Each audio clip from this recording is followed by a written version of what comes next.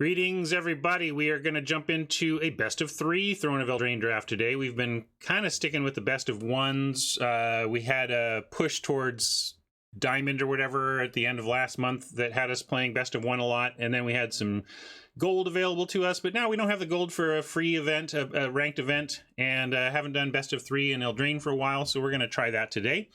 See if we can't get to the magical 3-win plateau where we get our money back. And another place you can spend your money is cardkingdom.com. If you want to check them out via my affiliate link in the panels down below, you will find yourself in a magical land of Magic the Gathering stuff for your physical game, your tabletop game, whether it's supplies, sealed product, or singles. They've got it all. And if you've got it all and need to turn it into something else, you can also send back some of what you're not using to Card Kingdom, sell it back. Check out their incredible buy list, and if you want store credit, they'll give you a 30% bonus on top of the regular buy prices if you just want store credit to keep that magic cycle of life, circle of life going.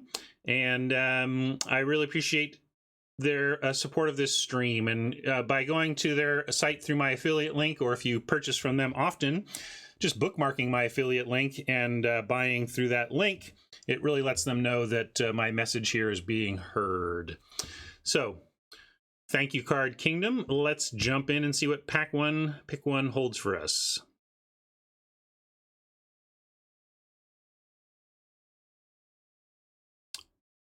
Crazy down. What Nantuko is talking about the secondary market a little bit here. You mean prices falling on older stuff? Is that I haven't been following it too closely. I've been doing other stuff of late, so.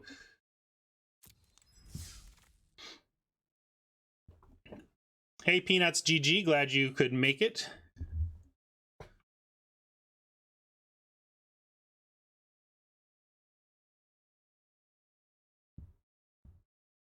Yeah, it's not great for me, but I'm also not worried about it over the long haul.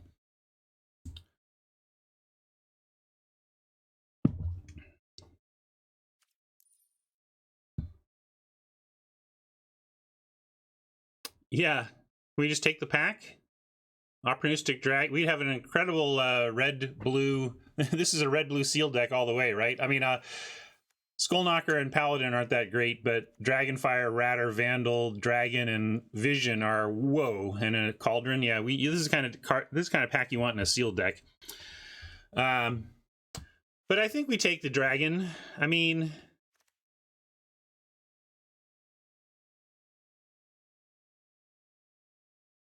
yeah, you could take Witchstalker on the idea of just sending the bots into red, but I'm not going to play that game here. We're just going to take a very solid pack one, pick one, and see if we again don't marry dragons. We're just gonna. This is a flying Witchstalker. I don't know why. The only reason we wouldn't take this over a Witchstalker is if we felt we were playing the color game, and I don't think we're playing the forced color game. We're just gonna take.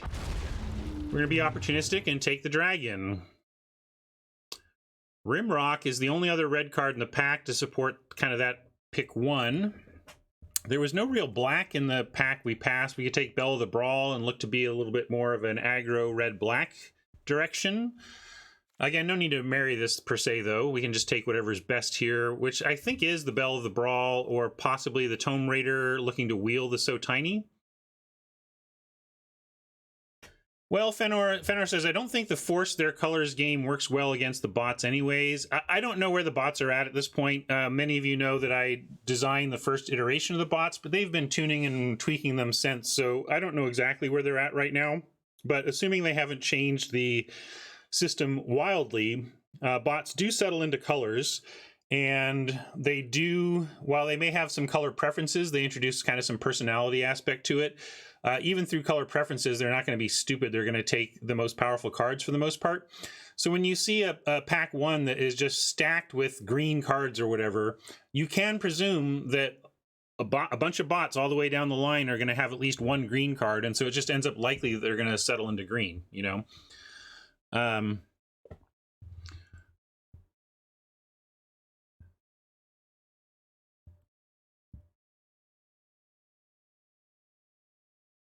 So it messes it up a little bit, Felmar, but they're not going to go nuts with it.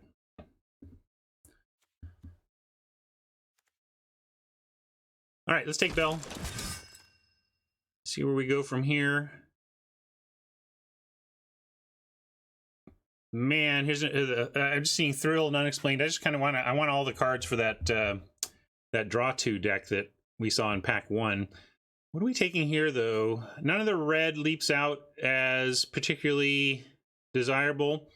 Yeah, we could take Smasher and let go of the Bell and look towards something mono reddish. We could take Pathlighter and probably wheel Guidemother. So, like, planning on wheels is a real thing here, and we've seen Guidemother go super late. So, I almost want to take the Pathlighter and see. What we'd be giving up is Fruit for the possible heavy black side, and Smasher for kind of going for more of a mono, or, you know, if we ended up in green, red-green. Yeah, Nantuko, I think that's fair. Do you like the Draw 2 deck? I generally find it underpowered. Like, I need to start with payoffs to care. I think you definitely want to start with payoffs. I would just, but there were 2 good payoffs in Pack 1. That's all. That's why my brain is there. We took the Dragon instead of one of the payoffs, but there you go. All right, so let me pull this one. I think this is an interesting pick, actually, because you can take Path. I'm going to say Path for the Pathlighter. Fruit if you wanted to just take something that supports the black card we have. Or I'm going to say Smasher. We'll put that on the list, but you could even... I'm going to put Vision on the list too. I think you could make an argument for Vision. So here's 4 cards that I'm looking at here, and part of the Pathlighter decision would be on the feeling that we would wheel the Guidemother. So even if you think the Guidemother is better, then you're effectively taking Pathlighter and trying to wheel the Guidemother.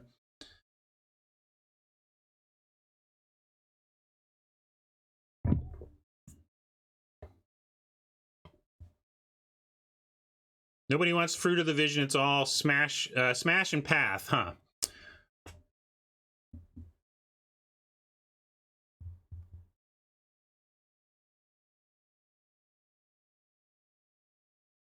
Not necessarily, Nantuko. I hear what you mean. I hear what you're saying.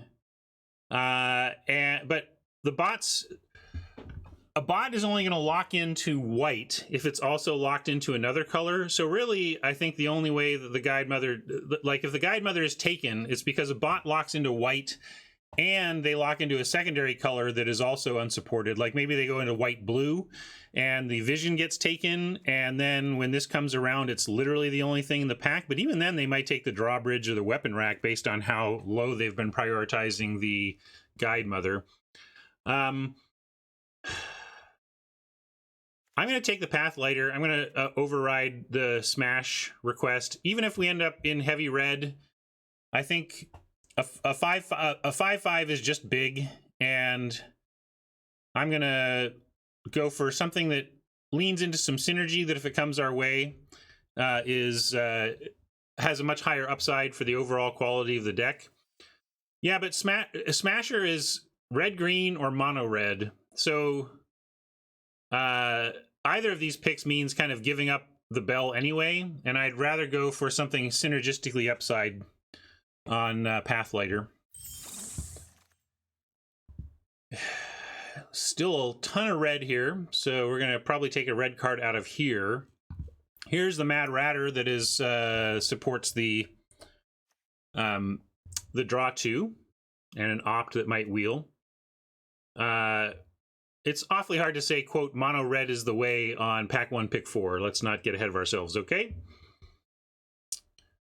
And even if we end up mono red, I stand by the decision at the time of leaving us open to a good synergistic white adventure deck. Yeah, we take Shield Breaker and possibly gets bigger off of this.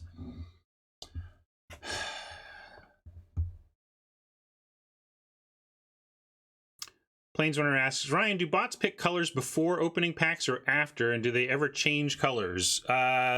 Again, I do not know what they're doing now.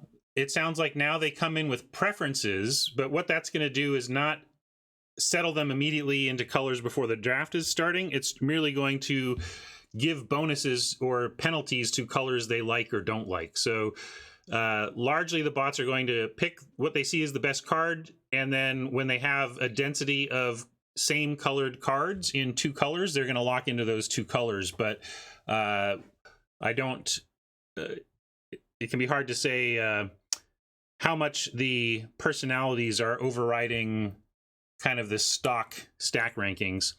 All right, I'll take Shield Breaker because it supports Dragon and possibly Pathlighter, but Ratter is tempting. So is Merchant. Hopefully we wheel some of this stuff.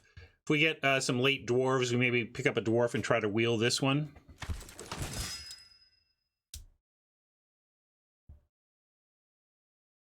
This is a gross pack because it doesn't really do much for us unless we want to go Ogre Errant. Ogre Errant is a lot worse than Covetous Urge and Unexplained Vision, which is what makes it kind of sad. But I also don't know if we really want to start with a first blue card at this point.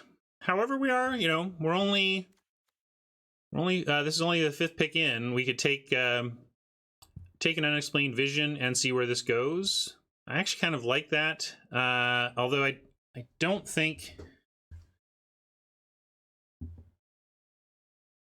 Zeth, I don't know what you're saying. I mean, yesterday we had multiple Guide Mothers wheel. We had 5 Guide Mothers yesterday, and we were getting them incredibly late. Yeah, it's just so unexciting, right?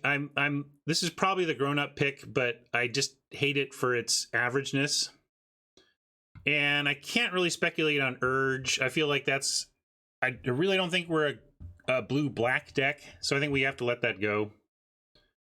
Yeah, Outmuscle could be another reasonable vision in the same vein as Vision. Taking Outmuscle is not the worst either.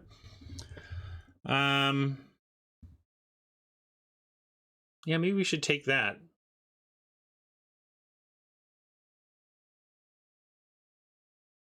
All right, I'll spec on the muscle, I suppose. Just trying to understand where the bots want us to be. Not very clear here. We're a bit muddled. We could take this Ogre, Carver, Squire.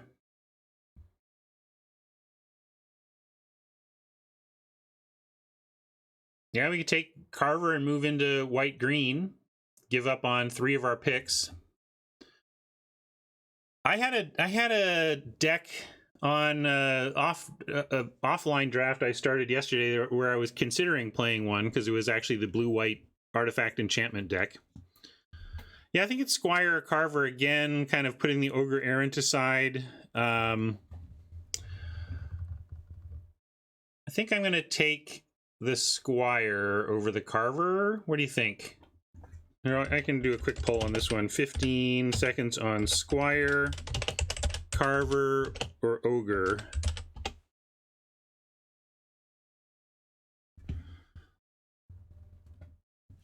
But I feel like Squire is...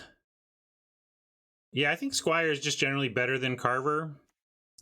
It's got the same kind of... Well, maybe Carver's actually a little better. The creature side is more expensive, but the trick side is cheaper. You don't... It's not often you get the untap value out of On Alert, but...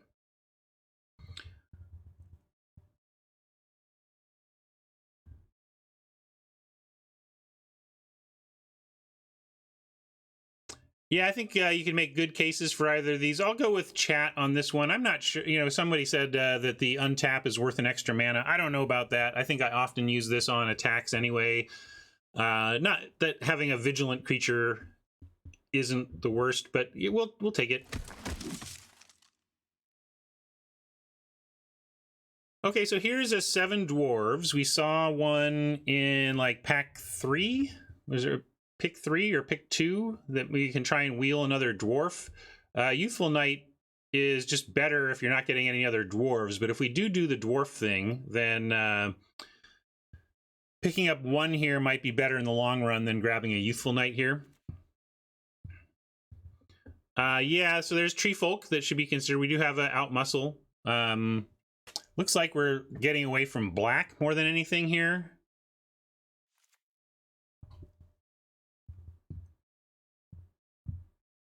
All right, I'm in on Youthful Knight, but warily passing the 7 dwarves, because I think if you can get like 3 to 6 of these, you're super happy.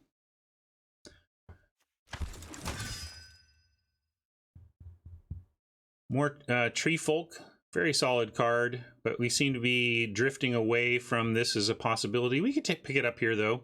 We only have the Shield Breaker and the Dragon yet. I think this is a Tree Folk spot over something like Thrill or True Loves. I'll play a True Love's Kiss, but I don't. If you don't end up with one, it's not the end of it. But staying open to what colors we could be in is very valuable here. How sad would we be if we had 8 dwarves? No, I'd be happy. We'd be all over that. Let's take Tree Folk and stay open. Here's our opening pack wheeled. All that delicious red and blue is gone. Hopefully the lack of all that blue being gone means we'll get a very nice pack 2 where the blue will be taken by the bots downstream and we'll get a nice hookup. But yeah, we'll take a Fox here. Better than this or this. You're the puppet. So tiny. Why? I guess we can take a Fell. This is best of 3.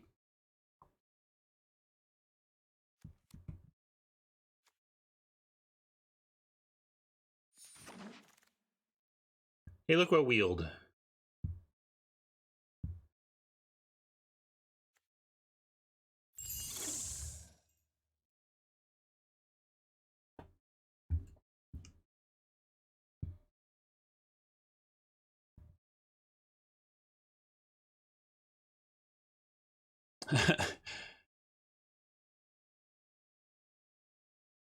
I must have missed Nantuko laying something on the line for that wheel prediction.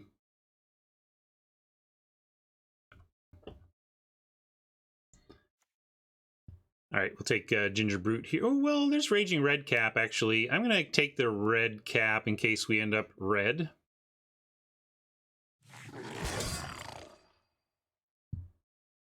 Provisions we won't play, or a Beanstalk we might play. I guess we'll take a Beanstalk.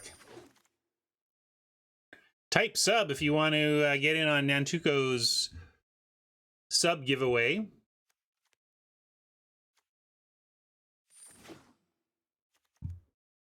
We got a Goose. The Goose is loose. What else we got? Fox, Grumgully. I don't think we're going to do that. Probably sticking to the white-red plan here, but nothing. I'm going to go ahead and take the gems. I think this is a decent gem pick. There's not. We'll probably wheel the Fox, and the Merchant is fine, but not great. And there's nothing else unless we want to veer towards green. And if we veer towards green, we probably want the Goose anyway. But right now, I'm going to put it in the board.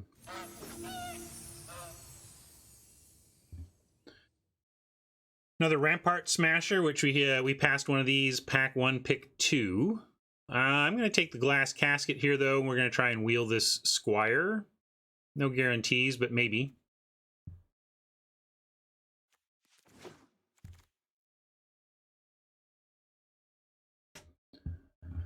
Scott is the winner.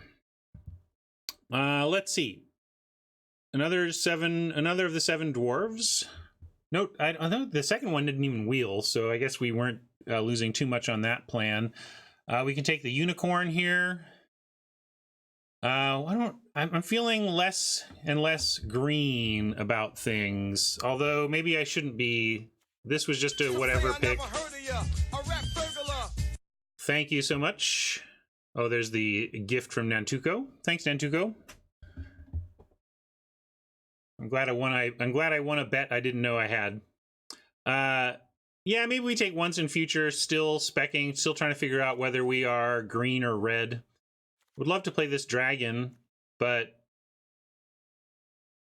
I think we can wheel either Unicorn or Silver Flame.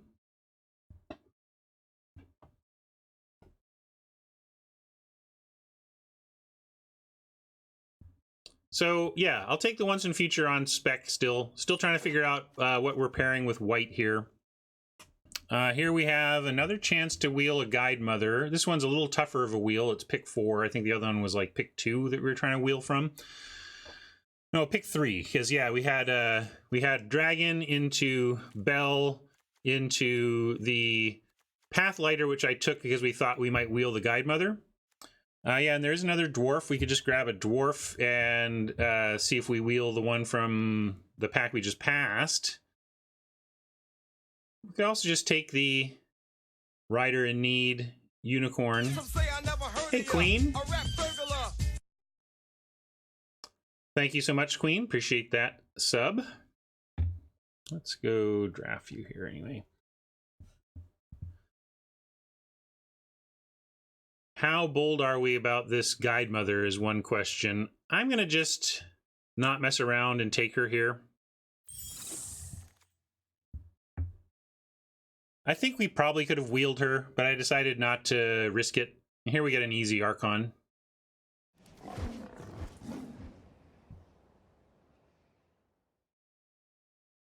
Less easy pick here. God, and now I feel like I should bring Bell back. I mean, and the Goose. Like, we could just take the Carver and see about green-white adventure. Yeah, I think that's the pick.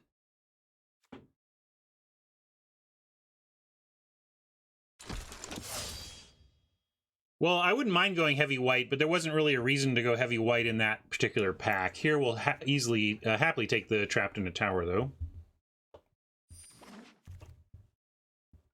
Pick 8, so we're approaching our wheel point. We'll take this adventure creature over this one.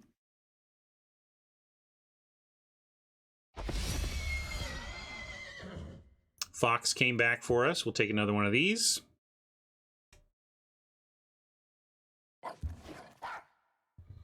All right, we did manage to wheel the Squire. That was the hope out of this pack.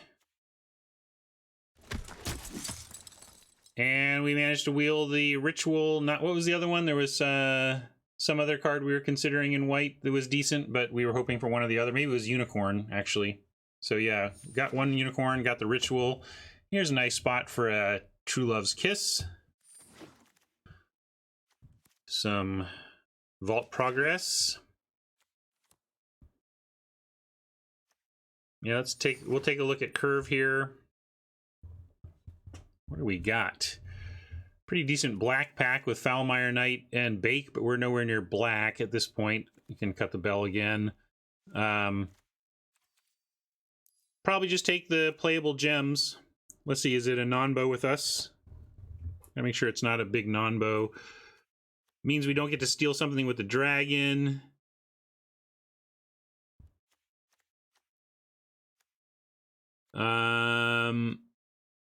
But that's it. Oh, I guess Goose doesn't make any food.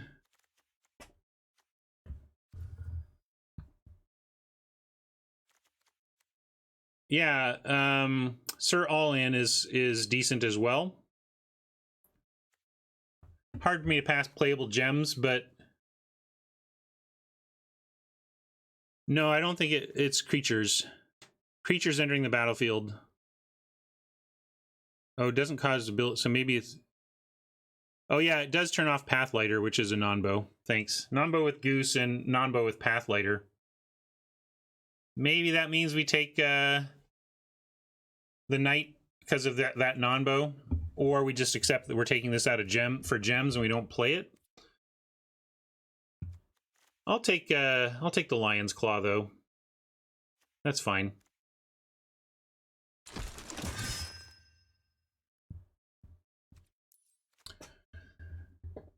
Tactician seems like the big winner here. I wonder what our second color is. Maybe there isn't one. Maybe we just pick enough white here and we're mono white. Or maybe we get, this is our third ranger. Like, we're just green white adventure all the time apparently on this stream. There's a Wandermare, but I'd rather have the ranger, I think, than just a thing that gets a little bit bigger. Maybe it gets a lot bigger, but, and this still holds hope of a mono white, but let's see what we would need for mono white. 1, 2, 3, 4, 5, 6, 7, 8, 9, 10, 11, 12, 13, 14, 15, 16. I find it unlikely, and this is 17. I guess we could end up with 6 white picks to close out the draft and end up mono white. It's possible. Yeah, 3 drops are lacking, it's true, but also I don't think we're red. I think we're cutting red.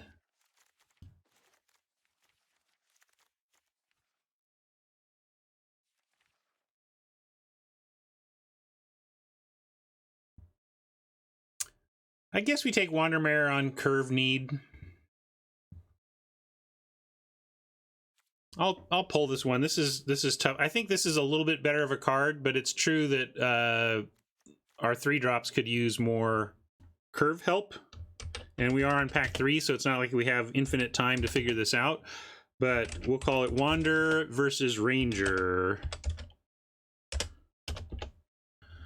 You have to capitalize it exactly like I did.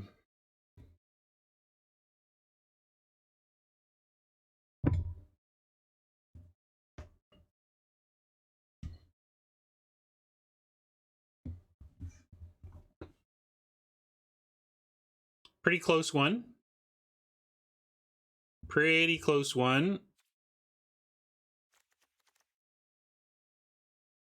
Yeah, you could think of the Squire as 3 drops. It's very true. Although only if you get the 2 drops to really support it. I guess 1 drop. You know, you need to get creatures out to really be playing this on 3.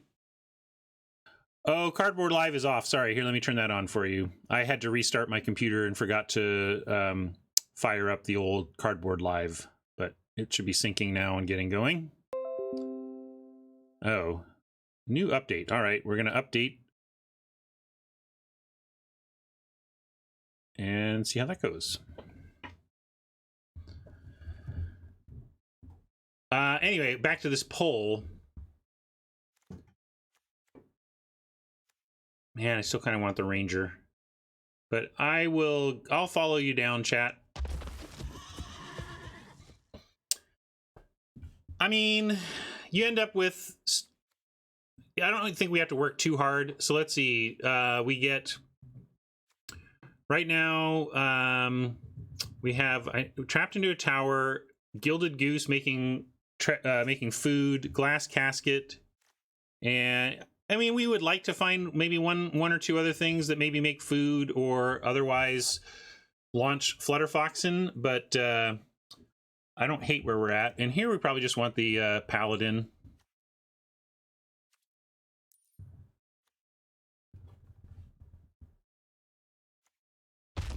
Giant Knight, a fine pickup for that spot. Here we take the Curious Pair to get more artifacts, but I think we just want the outflank.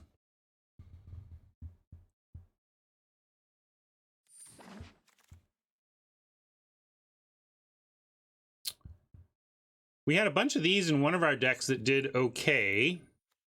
I don't know if we're in that spot here, though. We do have a lot of non-humans. We do have a lot of humans, though. We have a lot of non-humans. It's a mix. It's a mix. But what are we taking if we don't? We have a ritual. I probably don't want a second. Like, things we already have these, and not really interested in the princess.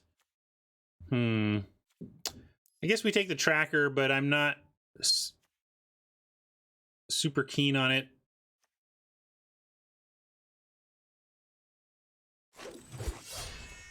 I just don't think I ever really want multiple ritual. Like, I love having the 1 ritual, but I don't know about multiples. Multiples gets a little dicey. We'll take another Youthful Knight here, though.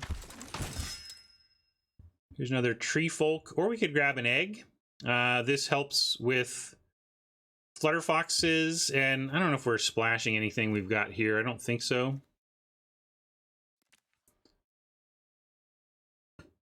We have 1 Tree Folk.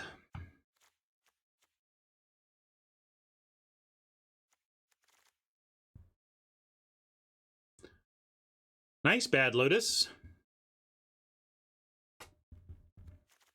Tell you what, my robot vacuum got left on and is now vacuuming who knows what upstairs.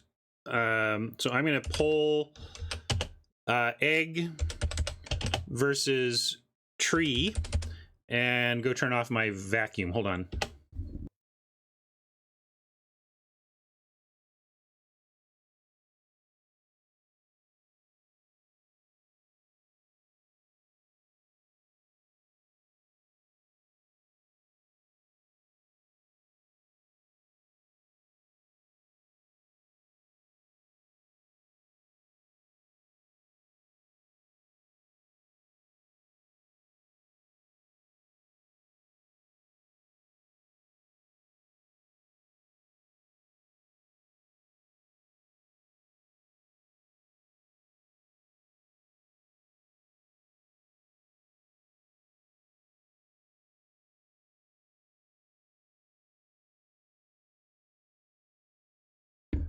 I see I screwed up the poll, but I'll give it a glance. Egg, egg. Oh man, seems pretty close.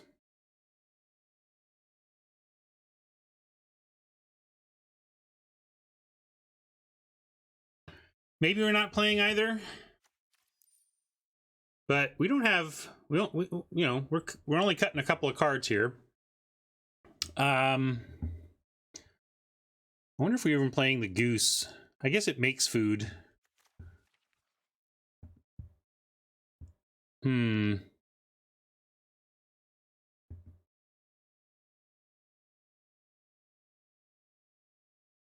Yeah, I get food for foxes.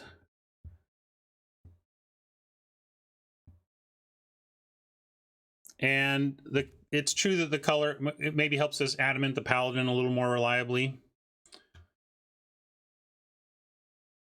All right, I'll take the egg. Partly because it could feed the goose. There's the oven, but we'll go ahead and take Curious Pear for some more support. Return for the for the board. Acolyte, possibly for the main here. And a cabin to consider. Squire to consider, or Grange. I think we're pretty even, which makes cabin and Grange a lot less appealing.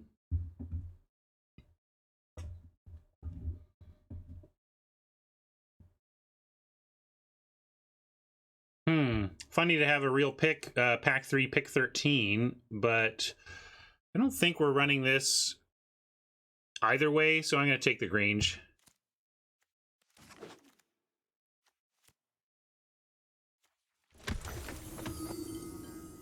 $40 on the grind.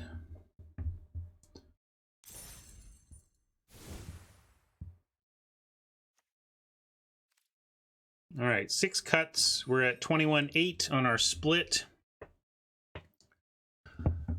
Lonesome Unicorn is a 3. Yeah, maybe we are cutting the egg. Probably cutting the Kiss as a main deck card.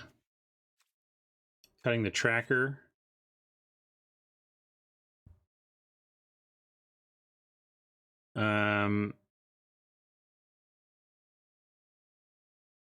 I think we're cutting the Gingerbread Cabin. We may keep the Grange in. We'll see. This is best of 3.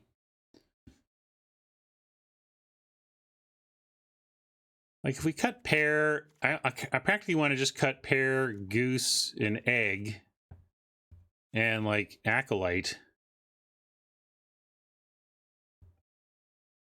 Because if we do this, then we really get to focus in on white as our base color.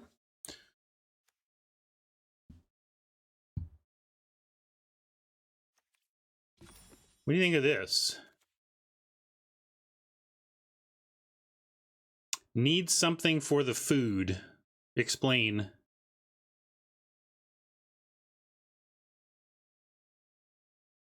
Yeah, well, if we cut this... Oops, not out muscle. we cut once in future, then we're probably putting a True Love's Kiss back in.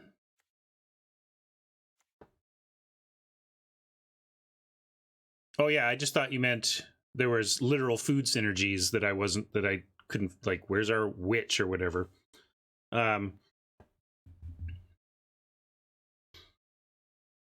Foxes still fly with Glass Casket and Trapped in a Tower.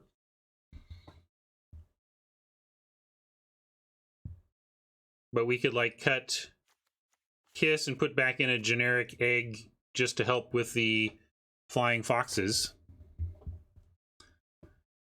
That gives 3 ways for the foxes to fly.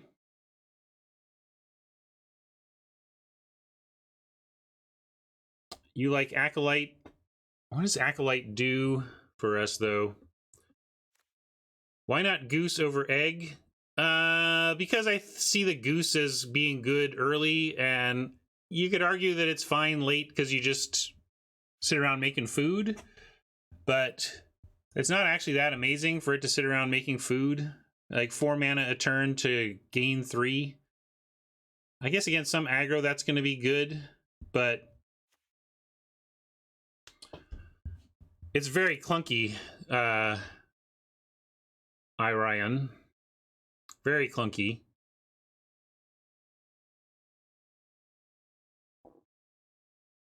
Well, Fenor, Egg is only in just to cycle. Like, well, what do you want to do, Fenor? Do you want to bring back in green? How? The real question is, how heavy green do we want to even be here? Because you all are saying things about Goose and Rosethorn, which are all well and good, but would then require more forests be put in the deck.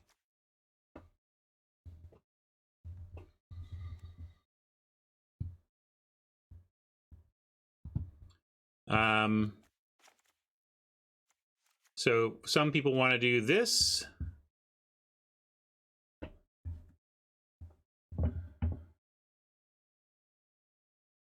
I don't think so either, Grim. The argument is that any deck with green is a Goose deck because gaining life is fine, but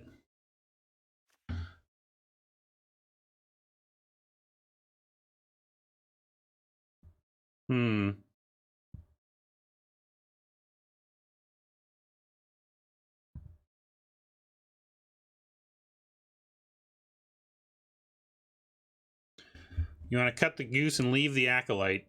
It is a little bit... Okay, well, let's see. Let's do this, and... Yeah, you can make an argument for 16, but it tends to be a greedy one. I think we just want to... We're doing a lot of stuff. Adventure actually is pretty mana hungry, so even if you think you have a low-down deck, the Adventure is pretty mana intensive, so...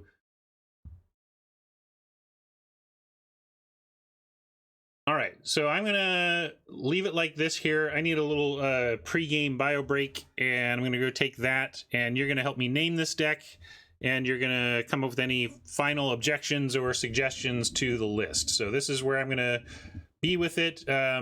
Maybe still cutting this down like this, though. Is that crazy? 10-7. So my questions are, what's the name? 10-7 or 9-6, and any other changes. I'll be right back.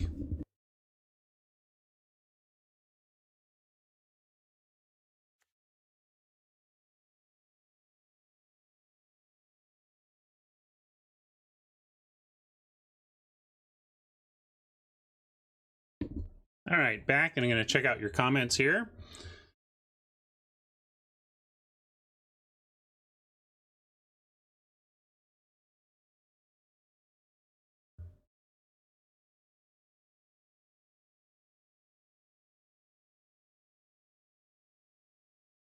Yeah, we might not be adamanting this, but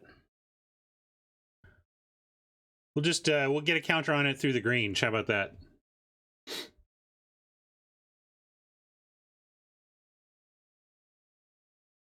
Well, you say there's no pump, but I mean, there's 3 pump spells. We have, I know you mentioned them, but I mean, when you have Carver and 2 Squires, you have 3 pump spells. They're real.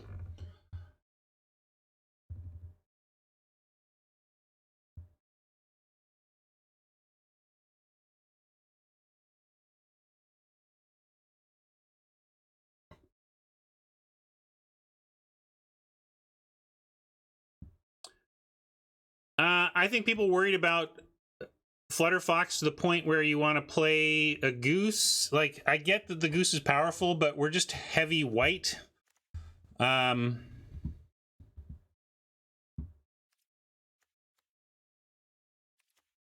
think I'll start here.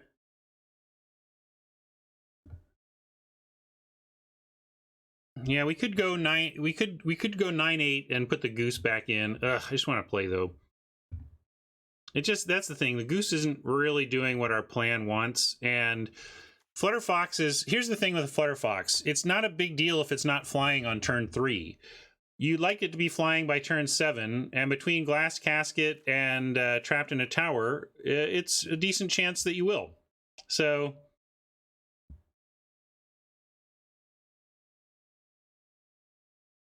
See you, Banana. Yeah, I'm trying to be aggro here.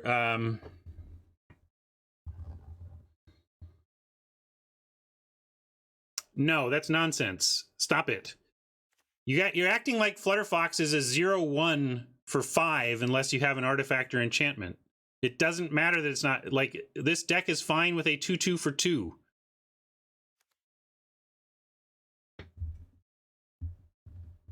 We have tricks. We just want to drop a 2-drop and back it up with the tricks we have.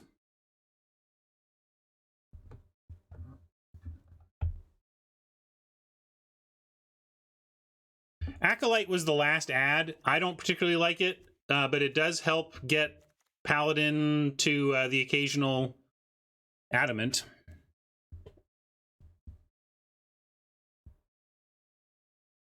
That's where I had it.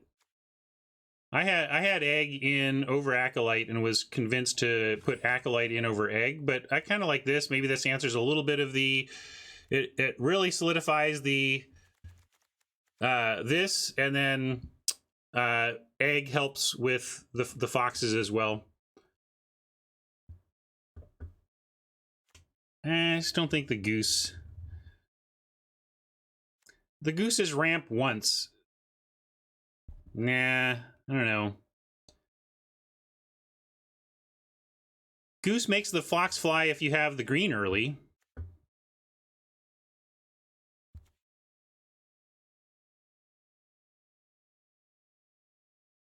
God, I just kind of want to quit now. What if we put them all in here? Let's do that, and we'll cut...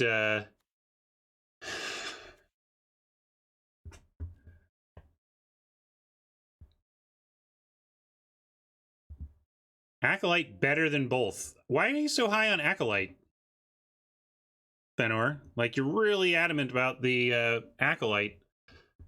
No pun intended. Is it just that you just want to...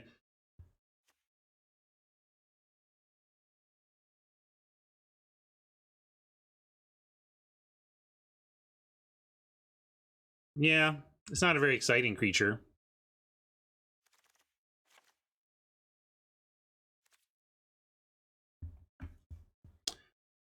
Once in future without reliable adamant is kind of whatever, but not the worst. You could argue for it here. It's true.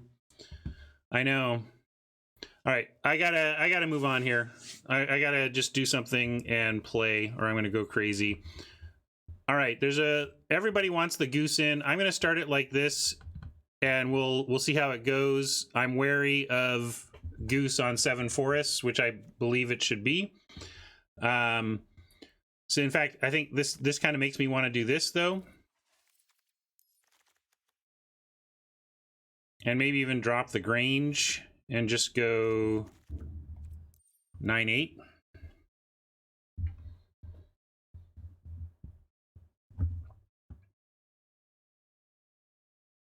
Grange on 8 other planes.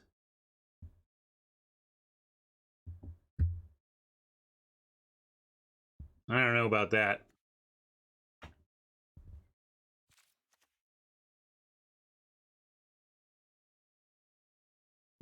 Yeah, I'm gonna skip the Grange. Let's get on with this. I need to just play. Here, play already.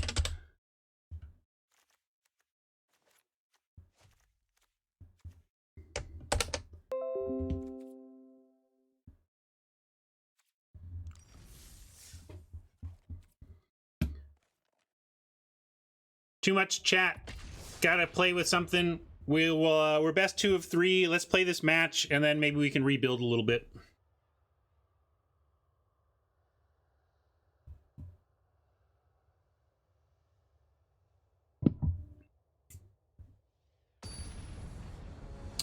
Well, we'll see. Let's see if the goose does any real work for us. Not bad, James. Really, this is the start of my day. Got a lot of stuff waiting for me this afternoon, though, you know? Oh, yes, thanks. We'll change all that stuff. Well, that's pretty garbagey. We got to mulligan that. Doesn't do enough. Doesn't do enough soon enough. That's better.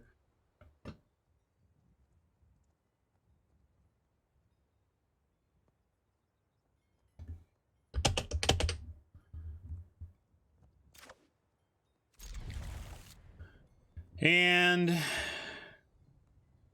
actually, I think there's more. Well, there's adamant in both colors. Let's pitch the forest.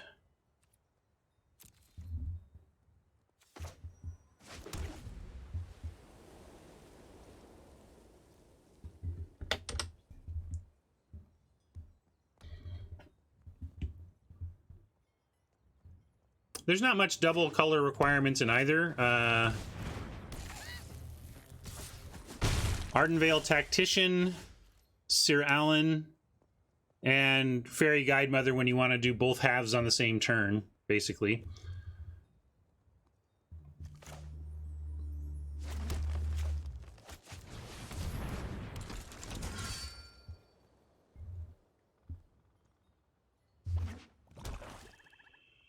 Yeah, I wish I were working on memes this afternoon, but channel improvements are going to be a little bit on hold this week, at least. I got some non-stream related stuff really pressing on me to get done this week.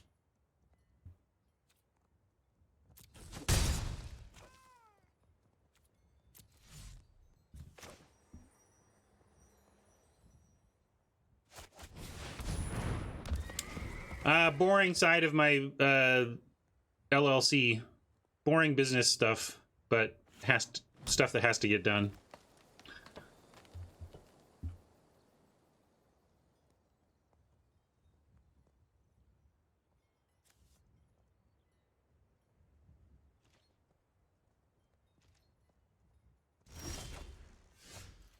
Guide Mother. Well, what if they got an instant speed here? Epic Downfall is a sorcery, right? I'm just, before I Guide Mother, I want to make sure we're kind of clear to do so.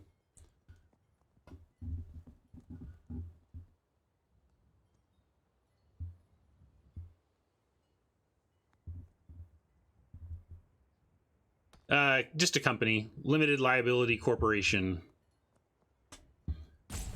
But Carver can't get us in response is the main thing. So...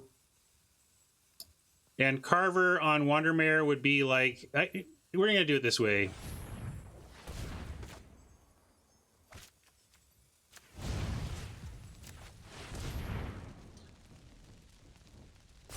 Company.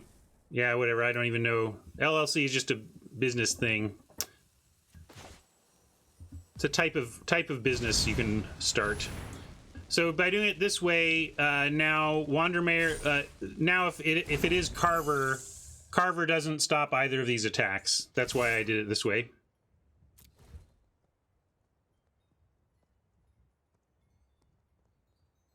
Yeah, if it's Lash, okay, they get a 2-for-1. They 2-for-1 themselves.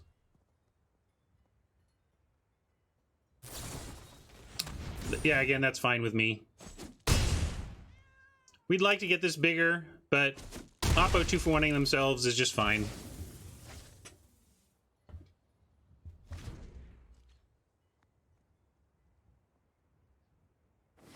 I guess if we were expecting Lash specifically, I should have left the Knight on the ground as a first striker, but...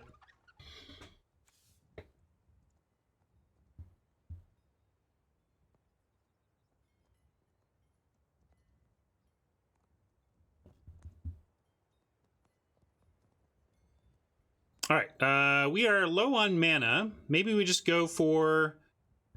I guess we just play the Rider in Need side of this spell rather than Tactician. See if we can still get value out of the tap side of Tactician, and just start with an extra 2/2 on the ground instead of a 2/3 in the air.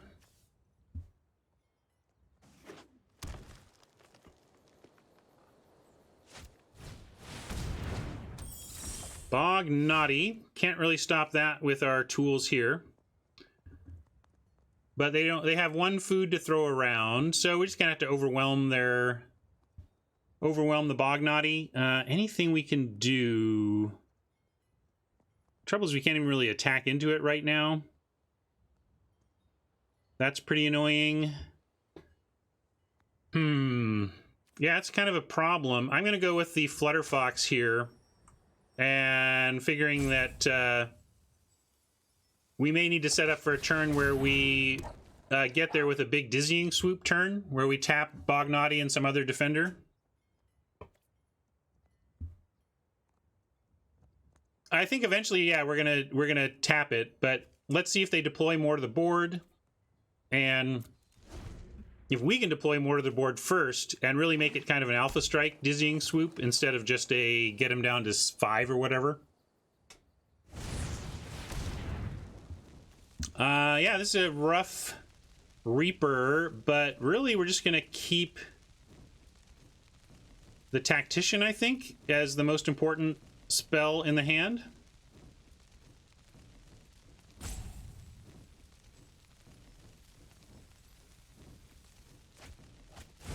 Stick with the plan here.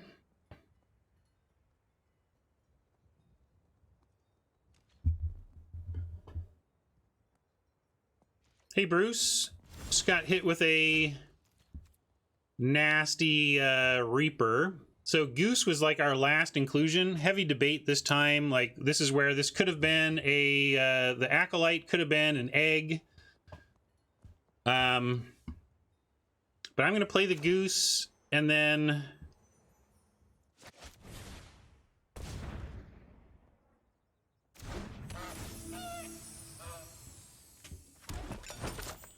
yeah, I'd rather have it be either one, really. Again, part of my concern was that the upside of Goose, or the long game of Goose, is that you get to start gaining life every turn, but I only like that against aggro, and that's not what we're up against. So now, gonna pass here.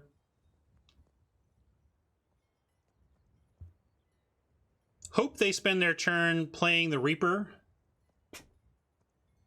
And if they spend their turn playing the Reaper, they might throw food at something here with the Bog Naughty. Maybe they'll throw it at the Goose. I'd love it if they just were afraid of the Goose and wanted to kill the Goose. All right, they're going for the Goose. And given that, yeah, we could just tap and attack here. Wait, is this an instant? It is. So I'm going to go full control. And yeah, we will go ahead and make this attack.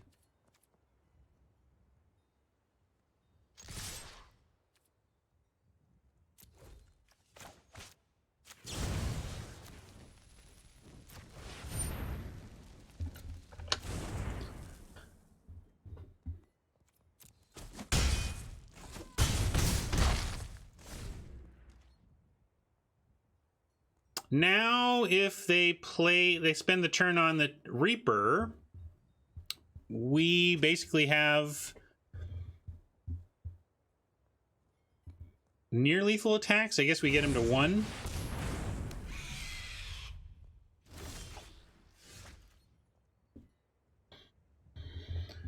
So if we attack with everything, they block, block, block, block, and take 3 and go to 1, but then we have a hard time closing from there, honestly. I think we just need to build wide here until we can alpha. And we'll start with the Tactician. Find a land, we can play a Unicorn. We just want to find action. Find action, develop the board, and find an alpha. They're black-green, so and playing Bognati, so another problem is they may make some more food as a... Yeah.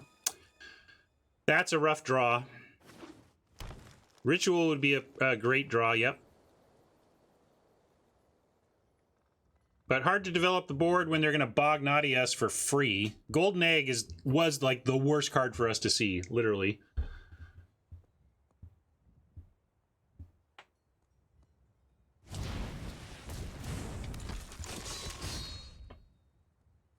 Although that's not the worst. What are they going to take out? Probably just the Tactician here. Oh, wow, this might just let us win the game. I got to watch the -3/-3 in response. But I think we can wait till they do their Bognati sack, and then we do our Carver trick. Right, they can naughty whatever we Carver, but I think they're gonna naughty something no matter what.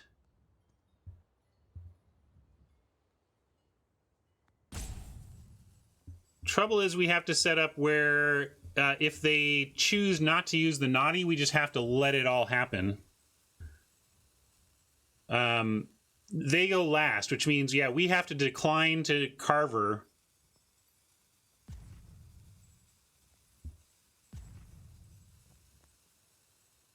Yeah, I like maybe only attack with flyers.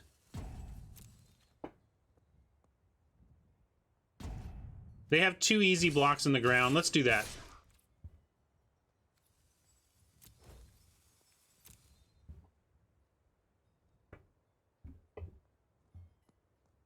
It also looks to be threatening a 2-turn sequence here, where turn 1 gets them to 1, and then the second turn... All right, they're going to just do it this way right now. Excellent.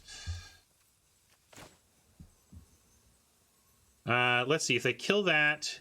We could wait. We could let the Tactician go down. They block another one, and then we can Carver the thing that's being blocked and just take out the Bognati, and then have 3 power of Flyer in the air after that. I think I like that. We have to Carver Tactician. Why?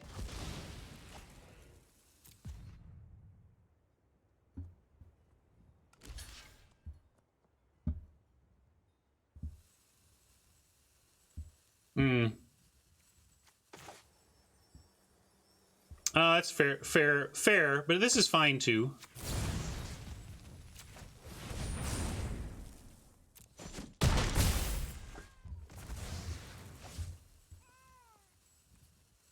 I may have, that may have been suboptimal, but we're still in a pretty good spot.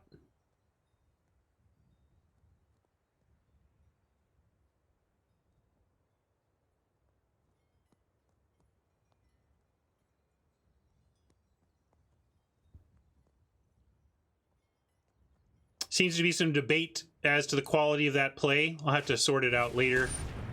Well, look, certainly having the Bognati off the board is feeling good right now.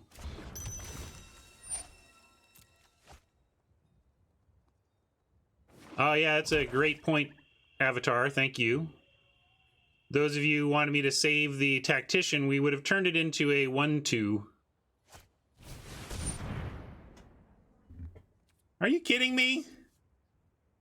Tall as a beanstalk in the main?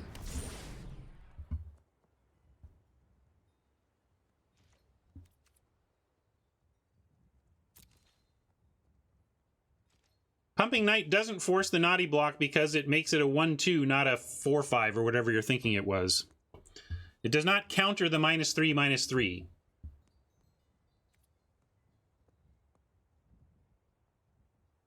Deciding whether to eat food here. We don't need to eat food, though.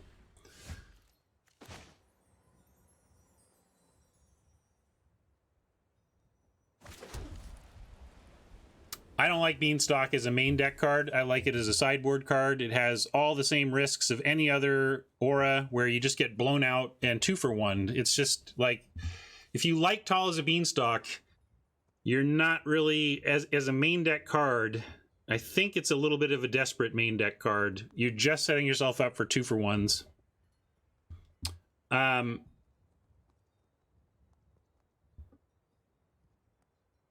Yeah, we don't have a lethal attack because of the food they can eat.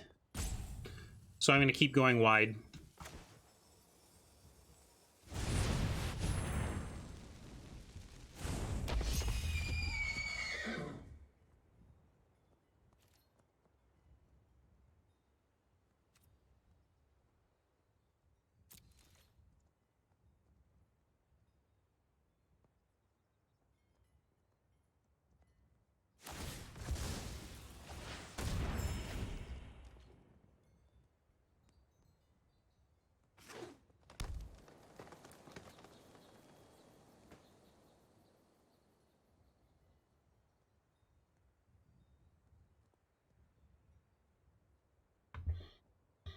Getting close to wide enough, they're maybe facing a point where they gotta start wheeling every turn.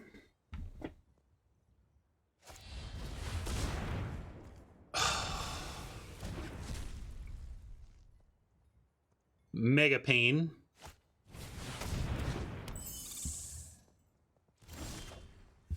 That is so not the card we needed. So not the card we needed. Oh, give us a break, deck. You're giving Oppo the perfect top deck and us nada. I think we're in no look swing away now.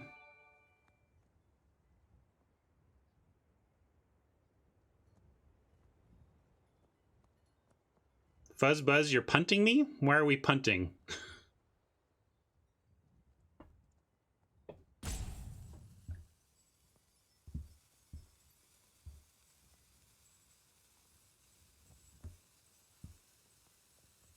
It's not lethal, but I don't know if we can just wait. Like, what if we attack with everything? We get in. They block 3 things. Boom, boom, boom. We get in for 3 and bring them to 3. I think we're just dead.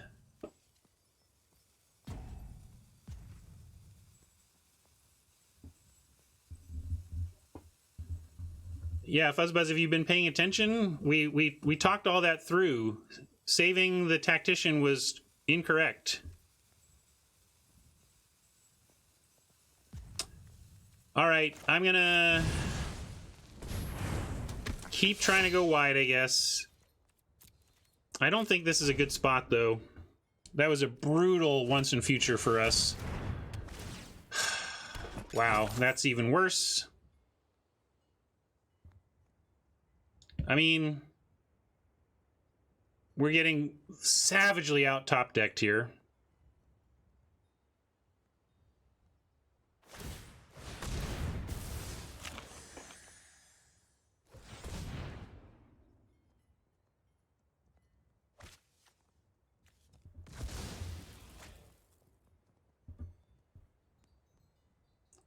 See you, 88. Thanks for hanging.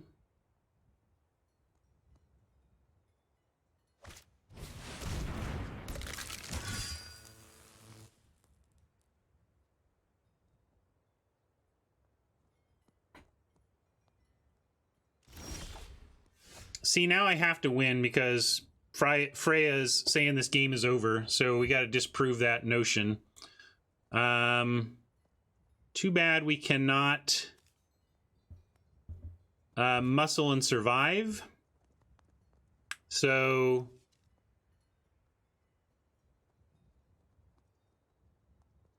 we're 1 green away from being exactly where we need to be. But we don't have the adamant. And if we let them untap, they play the golden egg and they have another.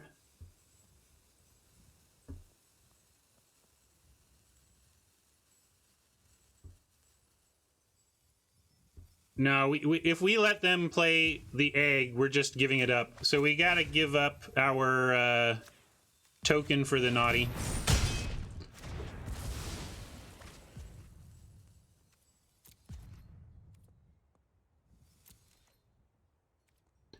MC,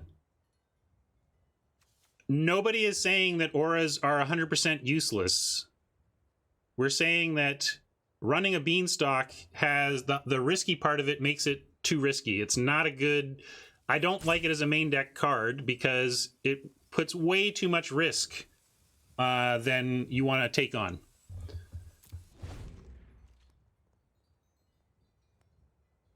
We have enchantment removal in the sideboard. Yeah, against blue and black, this is awful. You're going to get baked into a pie in 2-for-1. You're going to get bounced in 2-for-1. Yeah, we can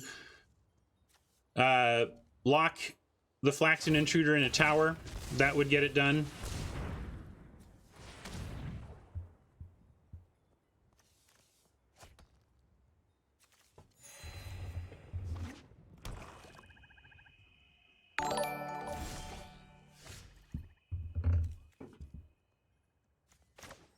Yeah, we're not really finding the draws they are.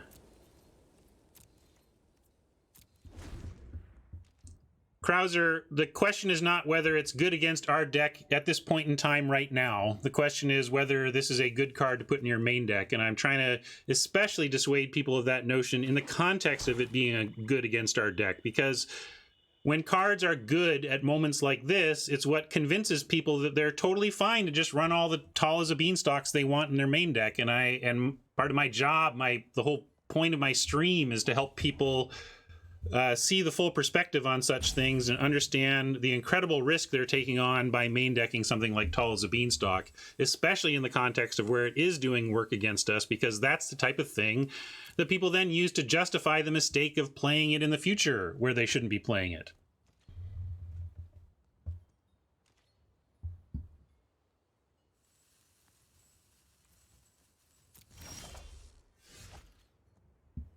All right, well, this isn't quite the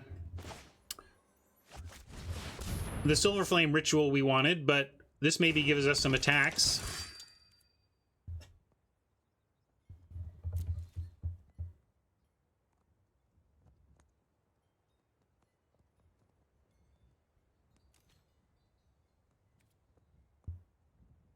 If they have to start tapping every turn, that's pretty good too.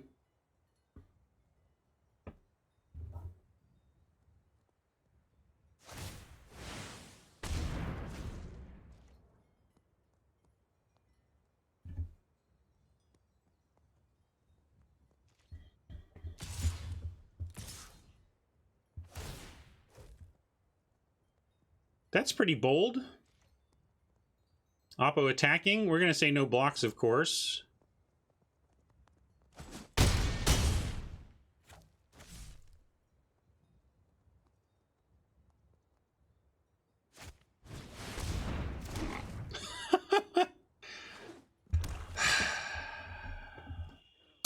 One-time dealer.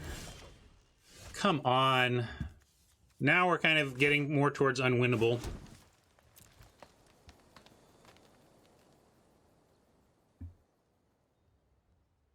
Oppo playing a lot of bad cards main deck.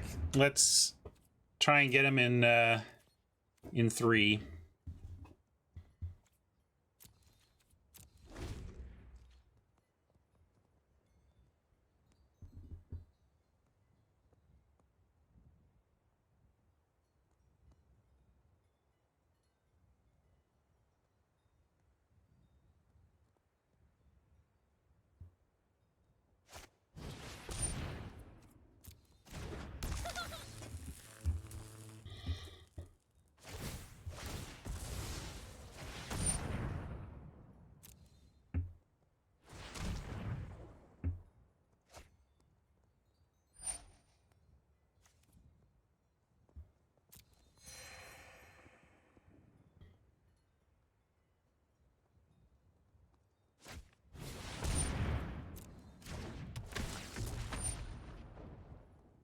Yeah, I don't know why they're not just closing out with the Ginger Brute.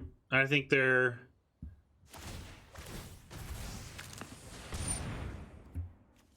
it depends on the hexproof creature.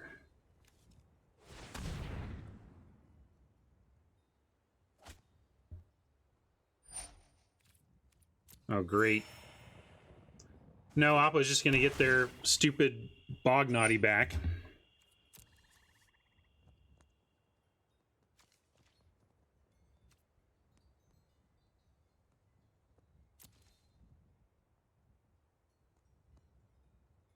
I mean, I'm playing an All That Glitters deck on my second account right now. I think, but I think All That Glitters in a build-around scenario is a much better play than Tall as a Beanstalk as a generic main deck inclusion.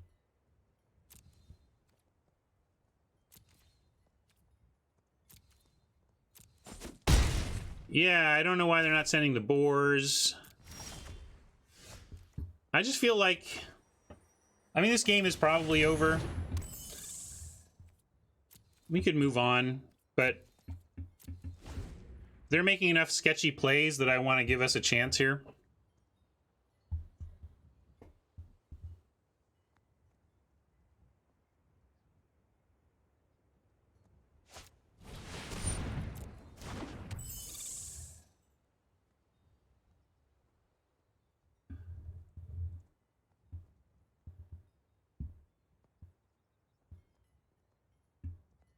We're going to get him anyway. We're going to get instant speed enchantment removal, and we're going to knock that Tall as a Beanstalk off and win combat. We're going to get like 3-for-1s and S.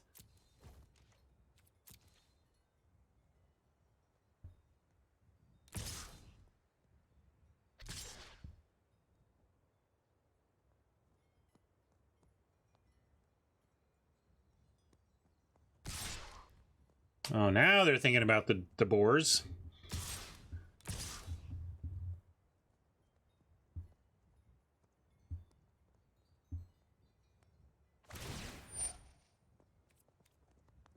All right, how do we not die? I guess we got to throw a Guide Mother at the Reaper. And I really don't want them to have any more food or we have no chance at all. So we got to take the 3 boars. And that means another chump on the Intruder to not die. And on that front, we'll put the Youthful Knight as the lowest power ground option. And then let's see. Yeah, we still don't really have a way to win because they have 2 flyer blockers and 15 life. Yeah, we could also... Maybe we just need to try and take this thing out. I guess we do that.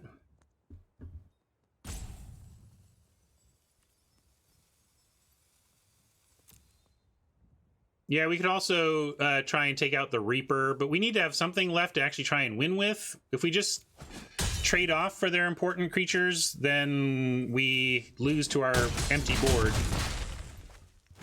I think this is all just an exercise in futility, honestly. I'm going to keep the food around for the Flying Fox for another turn. So...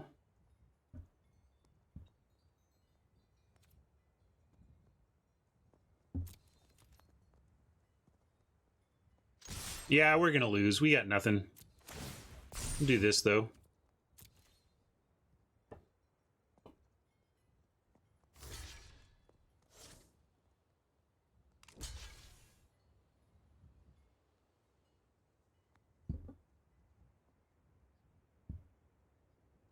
Yeah, I don't even know if we should show the trick. There's not really a point. I'm going to give this one up, not show anything else. Yeah, this is best of 3.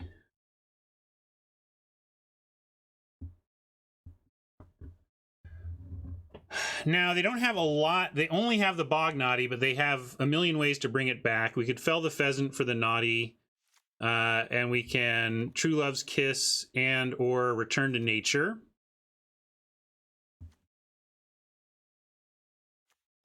I don't know if fell is correct, given that we literally only saw the 1 flyer.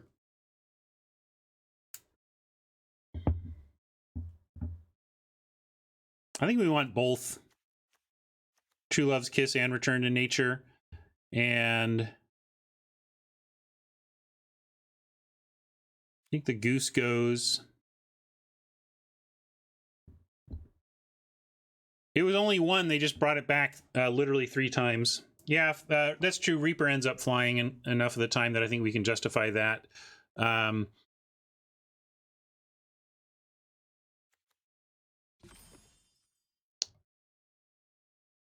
Gotta give something up, though.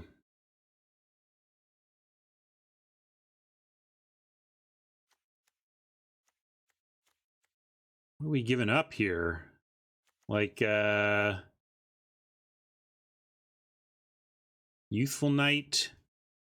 Maybe we have to give up the Ritual.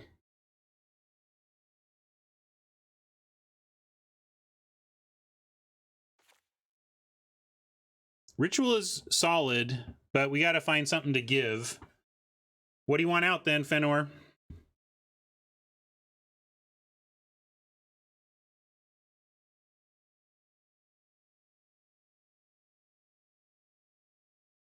Paladin is... We have 8 for us. This is fine. Okay.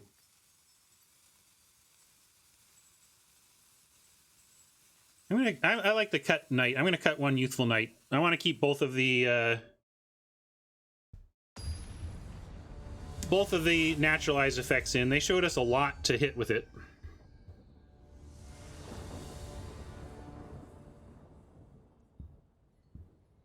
Maybe Fell isn't worth it, but the thing that beat us there was basically Bognaughty coming back again and again. Well, we need to find some mana, but keeping this, no problem.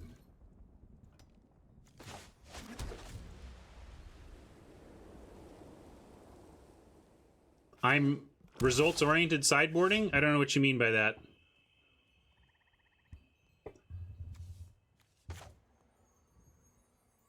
I mean, results-oriented is about only looking at the result? I don't know what you're saying, like... Somebody calls me results-oriented, they're starting to fight, Fanatic, so... You want to fight with me? Let's fight. Call me results-oriented sideboarding.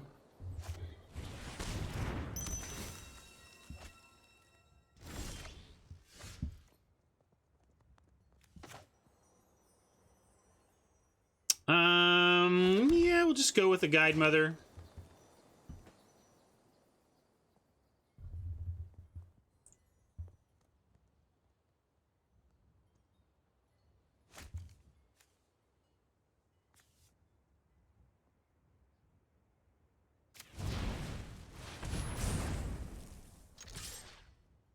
Playing cards that are not based on math, but just that you say one bog that skewed your sideboarding. No, well, first it was the observation that also Reaper flies, so it gets Reaper.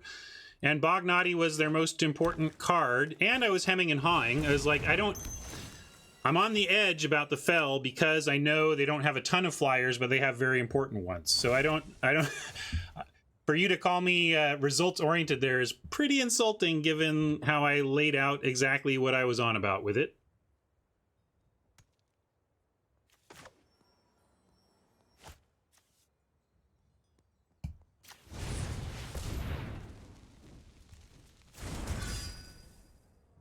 No, calling me results-oriented is about the biggest insult you could levy against me, short of, I don't listen to your theme song playlist because I assume the songs are bad because they're themed.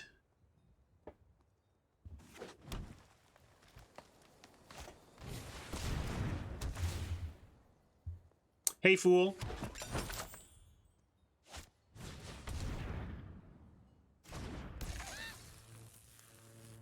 Well, the thing is, your insults have to land. I mean, you can go ahead and levy all the insults that you possibly want, but they have to land.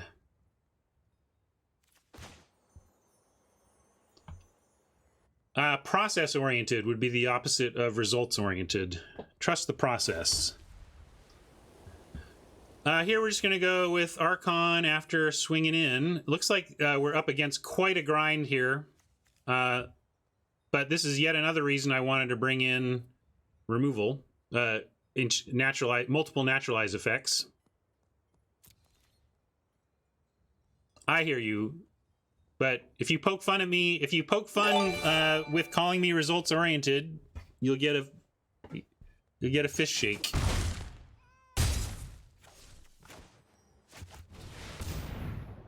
Oh, Guru, it's all right. We're all good. I just have to stand up to that.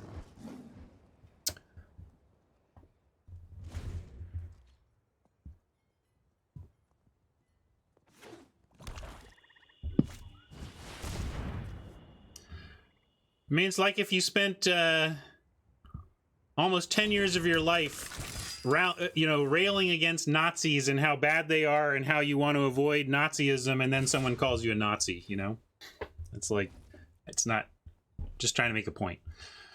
Deathless Knight. We are racing the Deathless Knight here. This is just a race now with all of their food and the knight.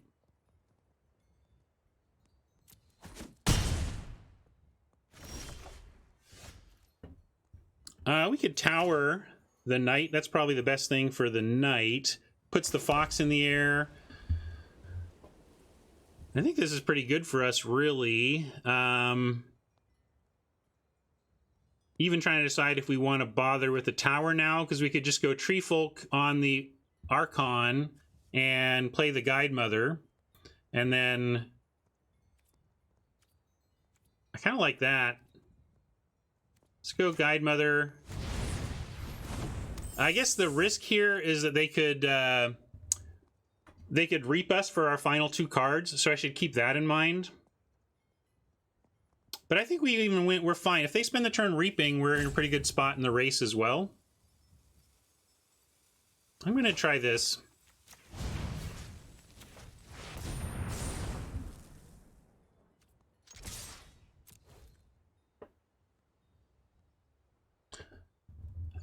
I want to get the damage in immediately, and I want it on our evasive threat. So no, yes, this is risky to put a lot of eggs in the Archon basket, but I thought it was correct.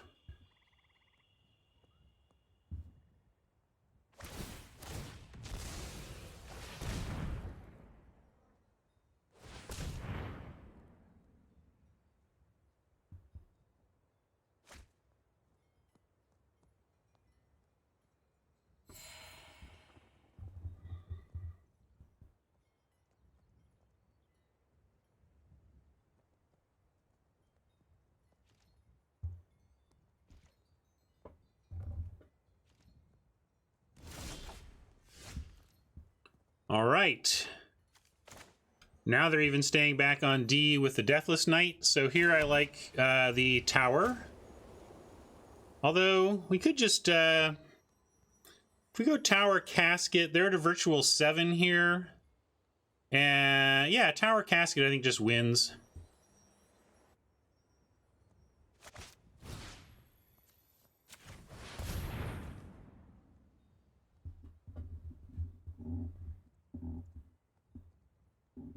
Although even at the virtual 7, we kind of win even without the casket.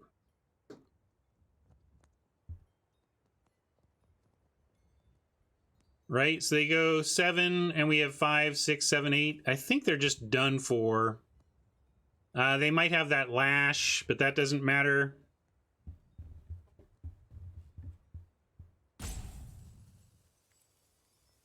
They could eat, but I already have them at 7.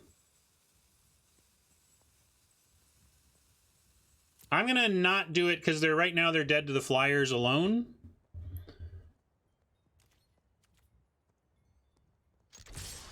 So I won't. I'm going to save the casket because I don't see how this isn't just lethal.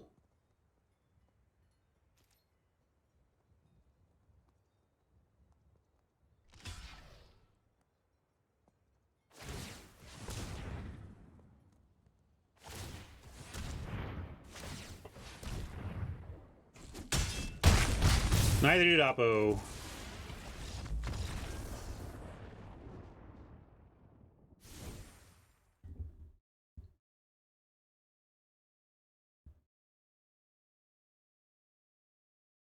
So, in all seriousness, no results-oriented defensiveness aside, this is on the edge of being in our main deck. It's narrow in terms of what it gets, but it gets some important stuff. So that's why I kept it in. If we wanted to take it out, what are we doing? Do you want to get once in future in?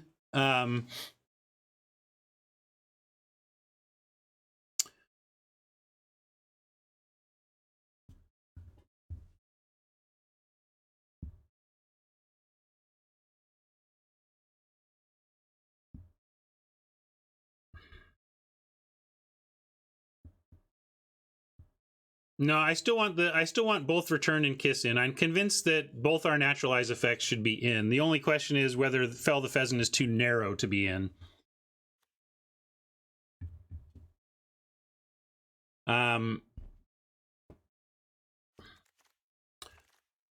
All right, Guru, what do you want in? You want the Guru, Fanatic Guru now wants it in. It was results oriented to play it, but now you want it? I don't understand.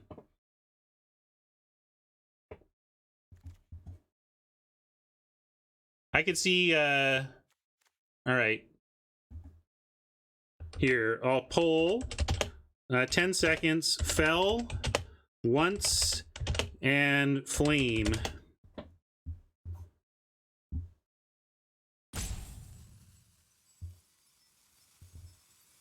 Nobody wants to say anything, huh? All right, let's go. I'll go with Ritual.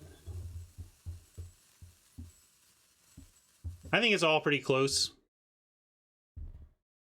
but I was running out of rope.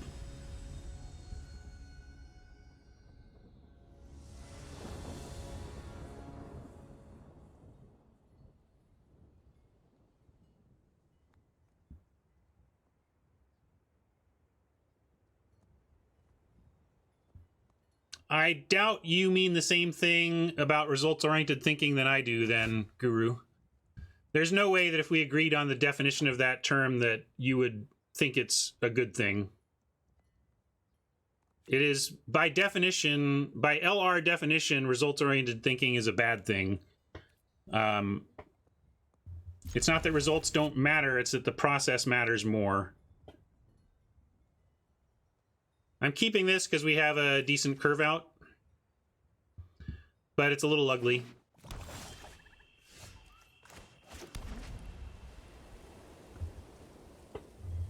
The process of assessing Magic cards, the process of making decisions over the course of a game of Magic.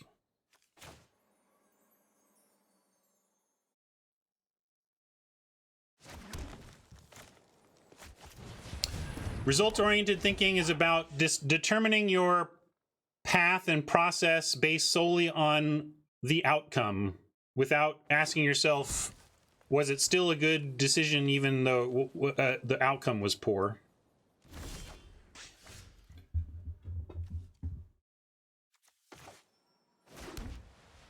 All right, well, we can't get the fox in the air quite yet, but we'll put the Pathlighter out.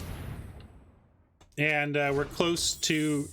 next turn, we can True Love's Kiss the Broom if we want. Or Silver Flame. Probably don't want a Silver Flame. We'd like to get Sir Alan down before we Silver Flame. So I think next turn, barring anything better to do, we're going to TLK the Broom.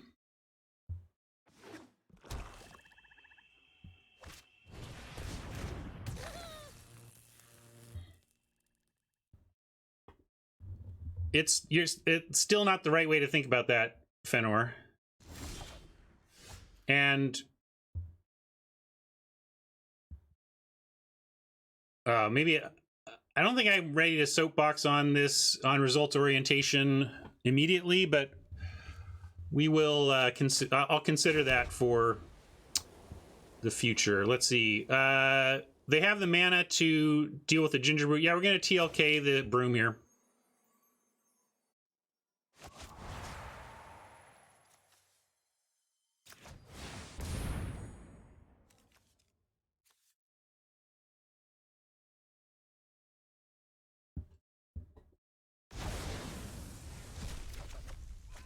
Yeah, I also think some of you are misinterpreting being results-oriented versus taking into account results in a good process. A good process can contain some results, but again, it's basically because those results teach you something new.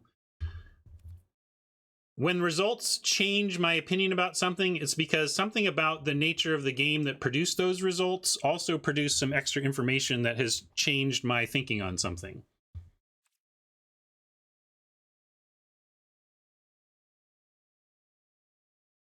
If Oppo has Carver, do we care here? And why do you think they have Carver? Did we see it last game? I mean, they have Gingerbread activation, which is what's going on there. Yeah. Now just trying to decide if we're putting the test on Carver. I think I'm gonna put him to the test. All right, we put him to the test and we passed.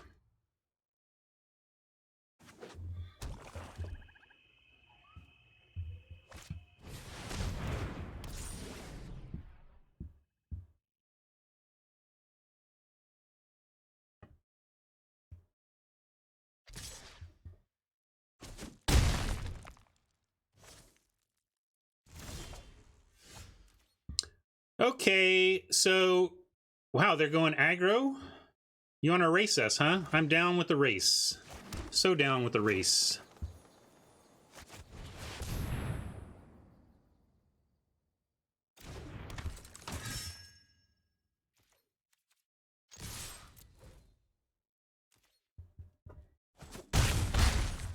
Next turn we have Silver Flame Ritual plus Carver, or really plus Shield's Might.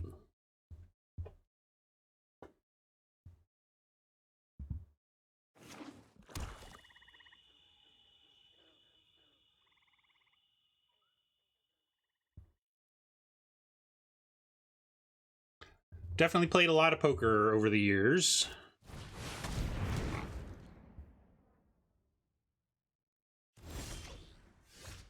That's going to get you a lot of food.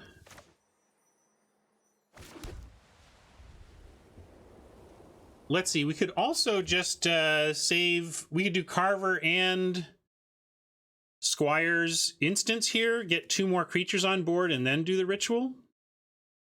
These are going to be 3/3. Yeah, I actually like that. Let's just let's go with our pump spells here.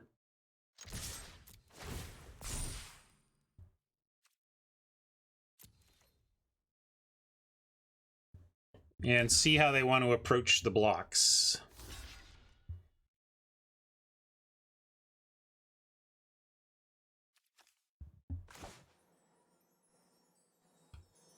Actually, I'm going to go with Carver into Carver.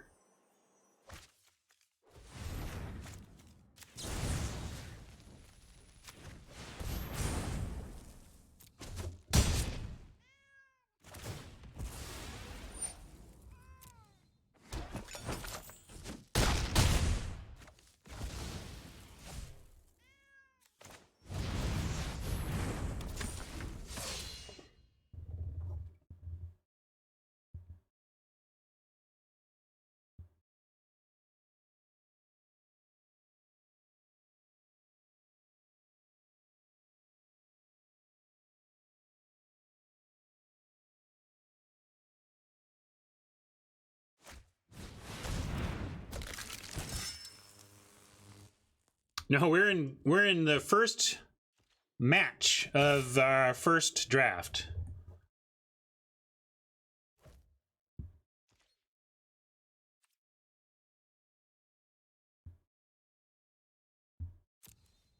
I don't know why they're attacking. Maybe they just think the food is going to get... They're going to get there on food, that they're at a virtual 18.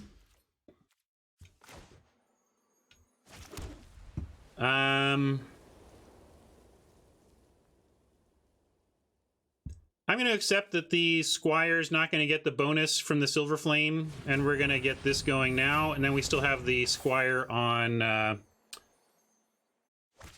Pump.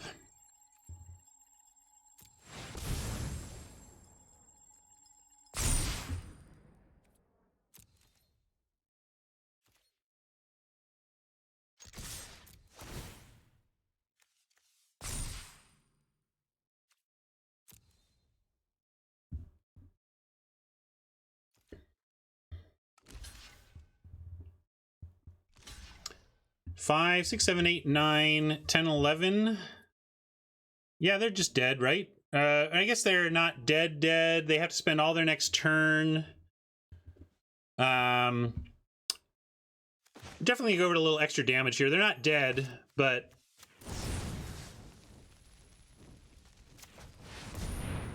gives them a little less to do on their next turn.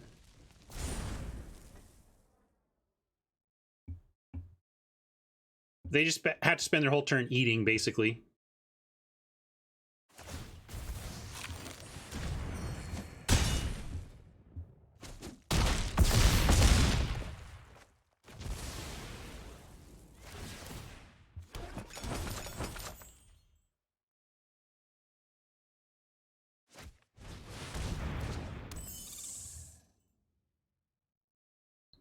Well, we put the flame back in the deck over the removal spell for the Bognaughty. Looks like either one would have been pretty good here.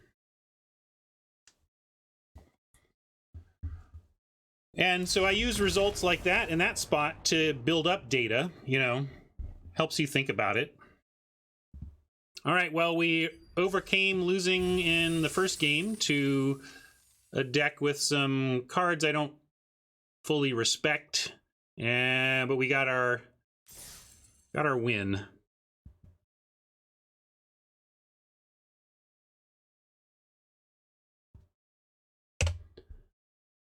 I'm not going to go soapbox on results orientation, etc. I'm going to really think on it, and I'll do it when I have a better spiel lined up.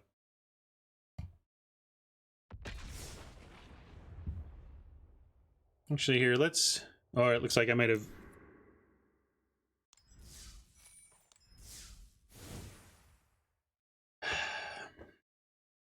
Really didn't love the goose plan.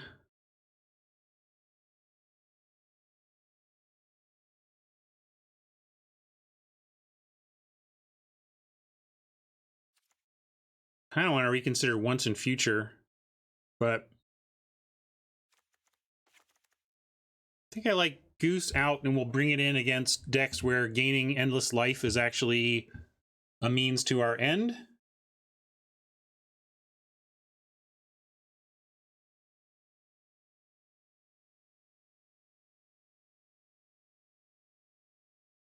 And we had talked about, you know, egg versus acolyte. I think I'm going to try actually the once in future, since we're at 8 and this is a good late game way to... You can get the adamants when you're tending to play this.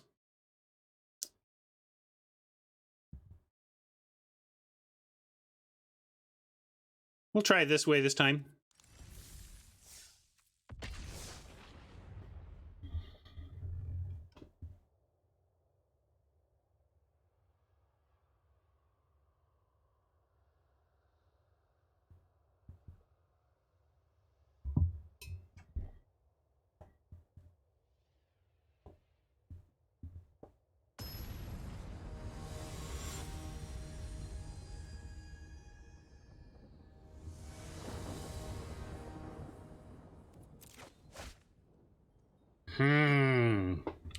Rough to keep this. We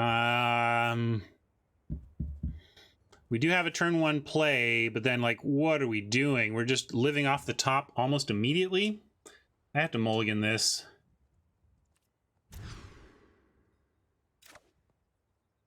Here, we're going to keep and bail on either Sir Alan or the outflank. I think I want to keep the tree, because we can just do Oaken Boon on 4. Oaken Boon on 4 is like a real plan here. No, we're not bailing on the tree, because it's a legit thing to do, sequencing Wandermare into Treefolk. So we're definitely keeping these two, because it's our current plan. The question is whether we bother with an outflank that's not going to do anything for a bit, or hold on to a Sir Alan powerful card that we can't really cast yet. I think I'm going to toss the outflank. I think it does less for us in this game than Sir Alan eventually does.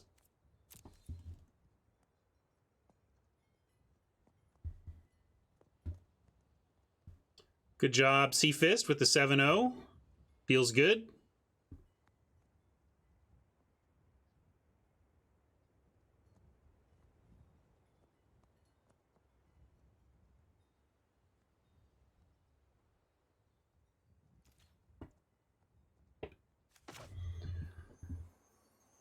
Being results-oriented, is a very specific term that does not incorporate everything known as results, if that makes sense. Results and their meaning can absolutely be part of a healthy, good Magic mentality. Results orientation cannot, but results can be part of your solid assessment of things, if done correctly. But being results oriented in and of itself is not ever correct, if that makes sense, the way I'm talking about it. Results oriented is a very specific term talking about how you're dealing with your results and how you're looking at them and how you're using them. So I guess we just win this. I mean, I'm going to go ahead and do the Tree Folk plan, just because a 5/5 that's going to get bigger is just really difficult for a red deck to deal with. Red-green deck especially. I've kept one-landers before. Hopefully they're not being results-oriented, and they are continuing to assess their keep based on the merits of the information they had at the time. Which was like, look, they had a mountain and a rummage for one red, so I understand why they kept.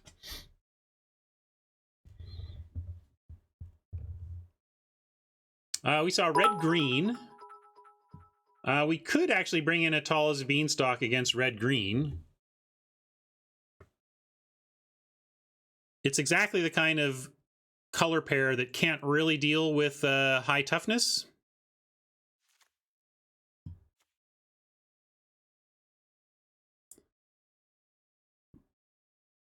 But I'm not sure it trumps anything we're doing. You could cut the once in future, try the tall. This was our 23rd card.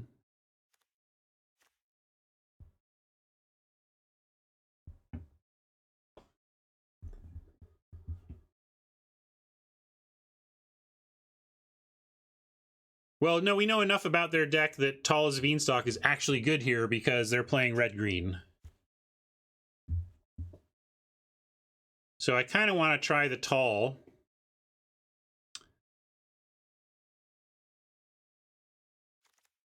Outflank. Yeah, I'm gonna cut the once in future and just try the Tall as a Beanstalk.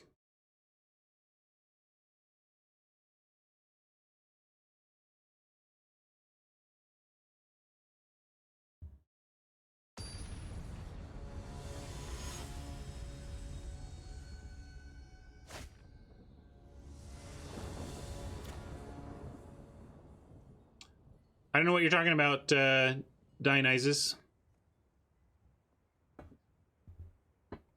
All right, keep this.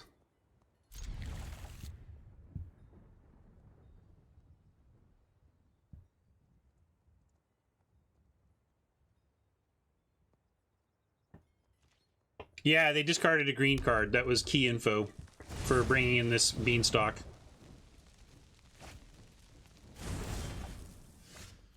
Wow, they are up against it, it seems. Well, we're gonna just curve. Let's see, I guess if we play this, if we play Guide Mother, we lose out on the Wandermare bonus and launching the Youthful Knight. I don't know. I guess we still do it, though. I'm gonna just play out the 1/1.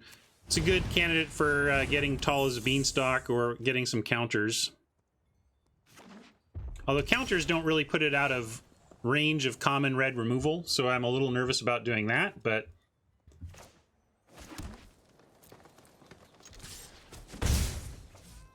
I'll drop a Youthful Knight. Fox isn't flying right now anyway.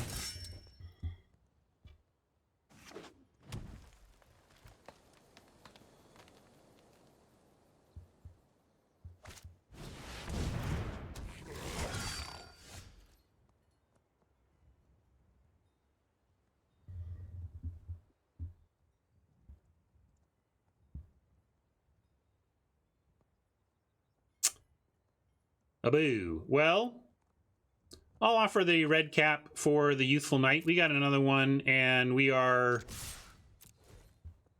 All we have is to play out creatures and attack right now.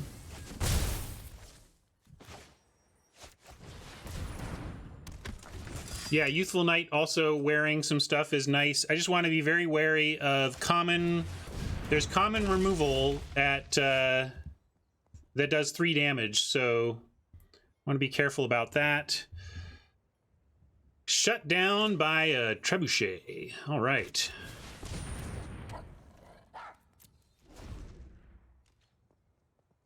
Yeah, if we get land, I still like where we're at. Looks like, I don't know if Oppo mold, feels like they mulliganed. Well, that's going to help them out of it.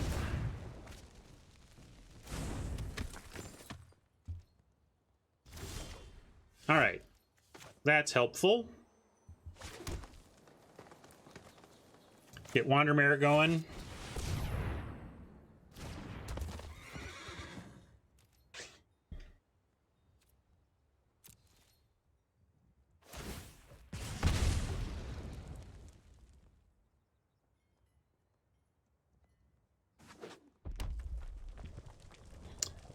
Still just want land. Land starts to unlock this hand. If we got...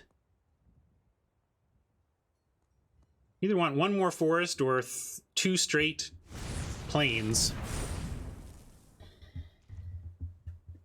All right, they're going big. We're going to go similarly big, though.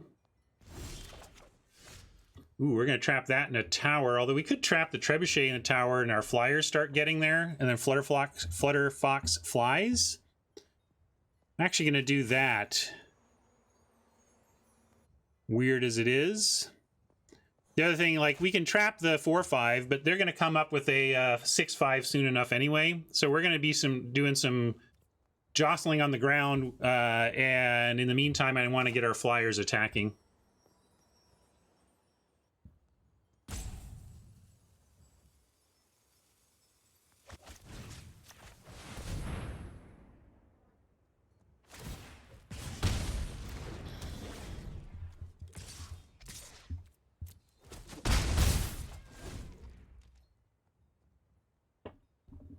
Trapping a tower in a tower is like meta flavor.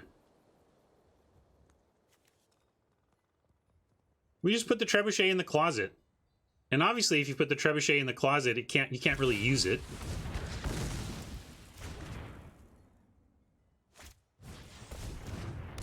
Woof. All right, now we're in trouble because they're going to draw 2 off of casting their 6-drop next turn. Yikes.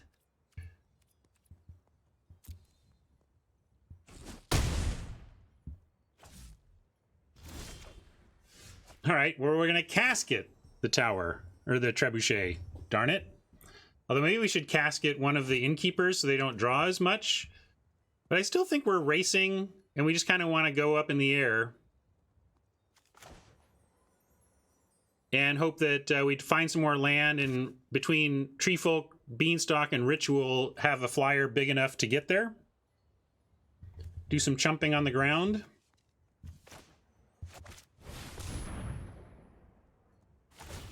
We kind of have to just hope their the draw engine they have, while it draws them cards, isn't actually good enough to win the game. And I do like, yeah, just send everything here. We could leave back like the Youthful Knight to hold back the Innkeepers from just getting a free crackback. Nah, we're doing it. We're racing. Let's race.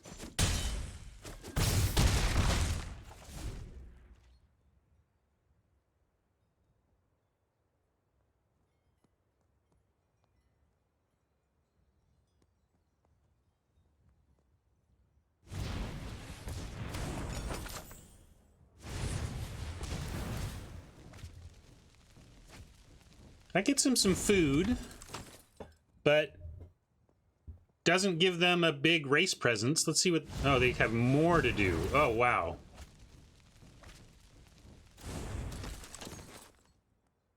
Close to just getting them in the air on the crackback here, but not quite. All right. So Beanstalk can add 3 and get us 6. Treefolk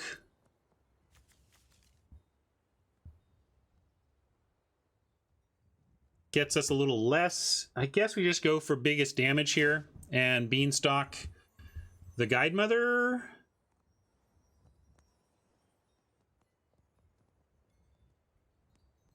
Or we could Beanstalk the Fox. I guess if they find a 1/5, if they have a 1/5,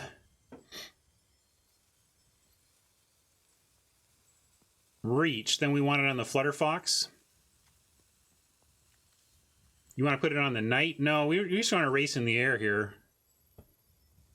We're going to chump on the ground and try and get there. I'm going to go a little bit all in. It also protects against the uncommon red removal spell that can deal 4. Yeah, Barrage could also get the Fox. That's a good point. But we're going to give him 1 turn to have that.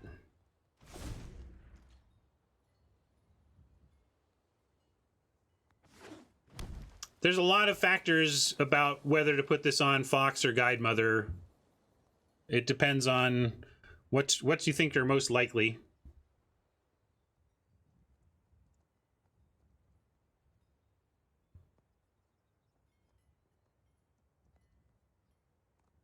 No, they could Barrage and eat food, which would save them.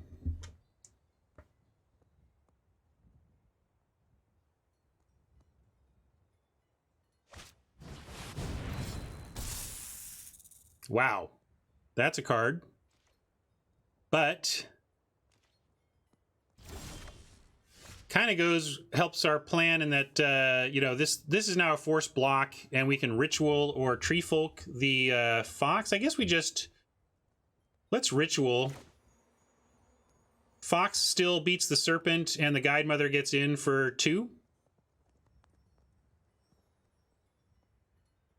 And the Foxes still must block, and they have no other flying, right? All right, we'll do it this way. Tree Folk, where do you want to put it for the win? They have 4 life, remember. They have 4 life, folks.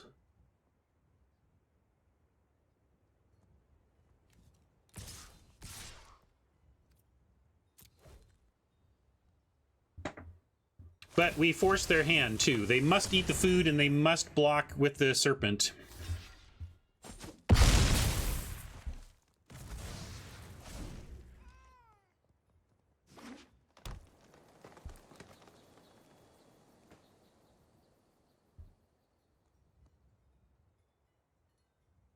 Now they need to kill the Flutter Fox and somehow the Guide Mother. Like, both of these flyers are lethal, so they've got a lot of work to do, and the known Tree Folk doesn't get it done. So they need to have quite the pair of cards here.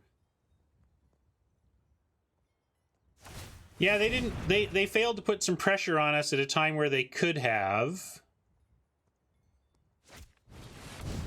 Well, that's a flyer blocker, but you still need more. That's not enough.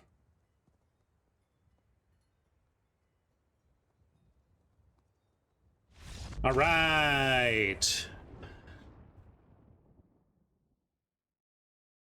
Notched it up to 2-0. We got some gems back, and we haven't even used our foul to give on our way to 3 wins, which is where we get our full buy-in back.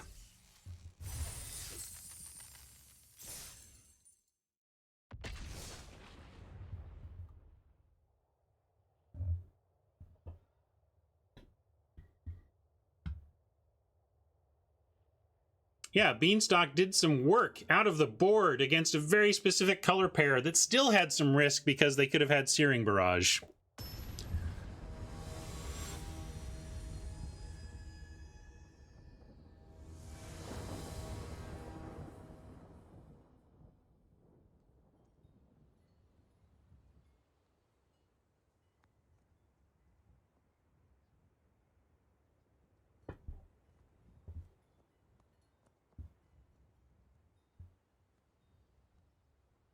Well, one thing about best of 3 is that it doesn't look at your rank when pairing. So it only looks at people who have the same record as you. So 0-0 you can get paired against anybody, and 1-0 you can get paired against anybody who got lucky, you know? I'm going to keep this because at least we have something to do on 3, and 2 good things then to do on 5. But this is a risk of flood for sure.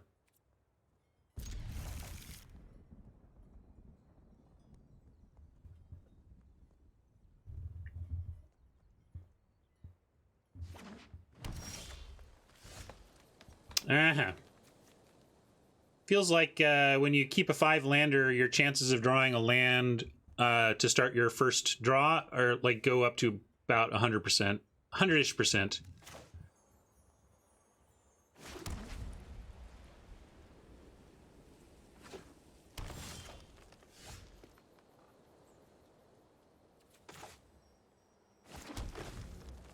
Ritual is solid, but not yet. So we're not really doing what we want to do as an aggro deck.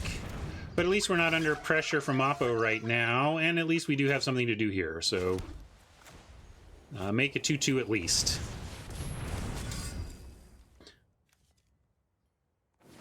I have 1 emote slot that I can add to at any time, and that's about it, though. Wow, this is ugly. We're not going to ritual, but we have really nothing to do here. I called out how the risk of the keep, and unfortunately, the risk is bearing out. And we are in a rough spot, especially if they happen to start actually casting CMC 5s. Is it just a spell? Any spell. So any big spell now just draws them cards. This could get rough.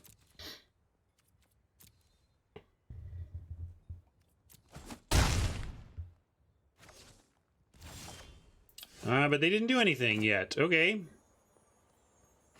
Sir All In is going to go for it. Let's attack first, see if they want to...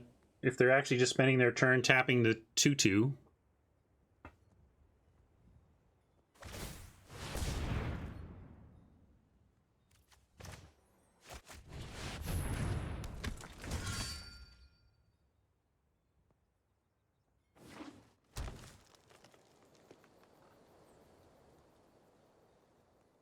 Uh-oh. I was gonna say, this smells like an out muscle here. Ouch. Oh, that's brutal. I think that's gonna end game 1, basically. The flooding isn't helping either.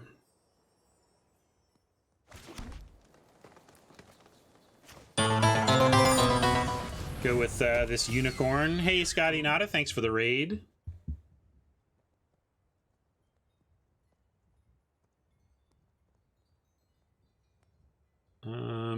Sorry.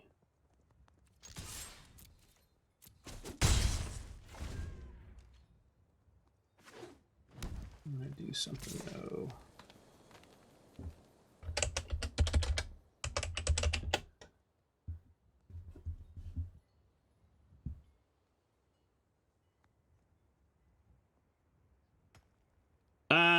All right. Oh yeah, so this thing's still big. We're just gonna... We could double block, but they've got the cauldron to make that a terrible idea. So we're just gonna take this and somehow try to find a way to come back in this one. Not looking good though, if I'm honest.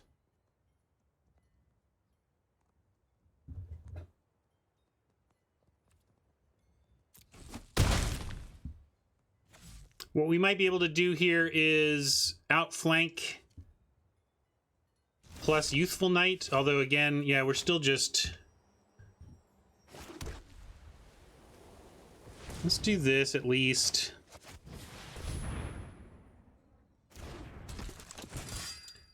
And...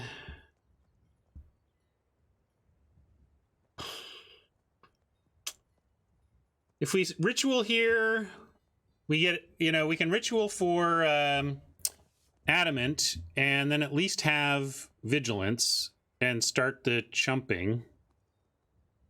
This looks real bad for us. I'm going to do Adamant, though.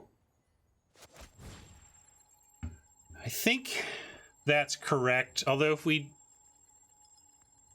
Yeah, I'm going to pay Adamant. Get the Vigilance. It allows us to apply a little bit of pressure, although they have the spinning wheel. That's true. Most the Youthful Knight doesn't, but the others already do. You're right.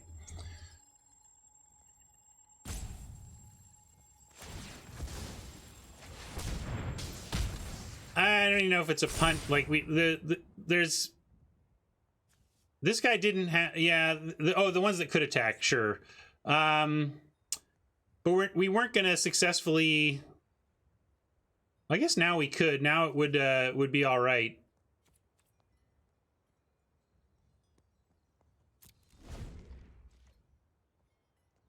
Didn't think they were going to use the cauldron there. Yeah, that was a clumsy turn for sure.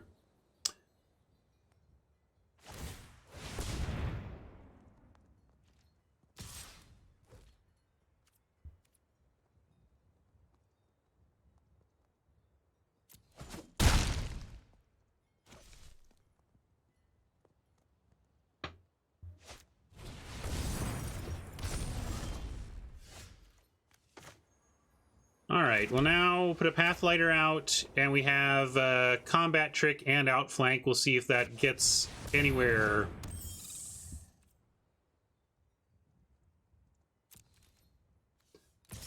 I'm going to send this. If they want to trade the Hengewalker, that's fine. We need to trade it off anyway.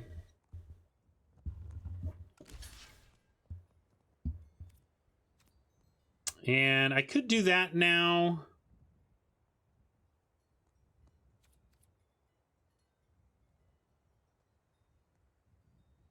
I should have sent the Knight in, yeah.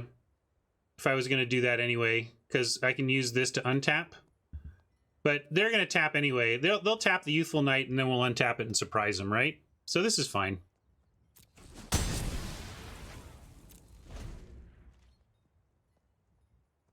Hoping they Spinning Wheel the Youthful Knight.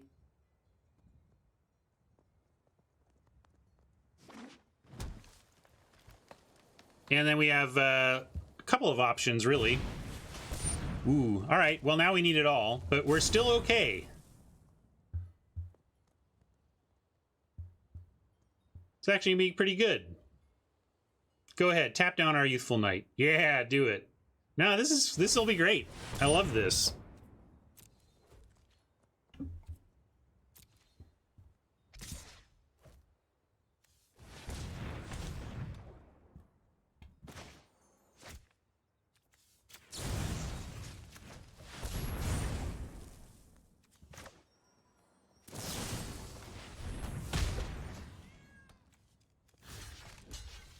Boom.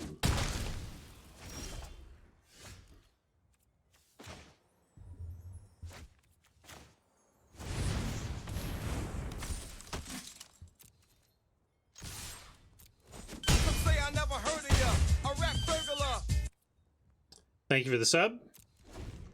Well, that was me, Fenor. It doesn't come in handy very often. It did there. I stand by my statement, though.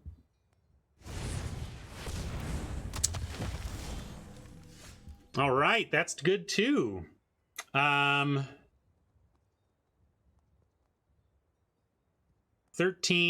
let's see. 1, 2, 3, 4, 5, 6, yeah. Can't do it now unless we...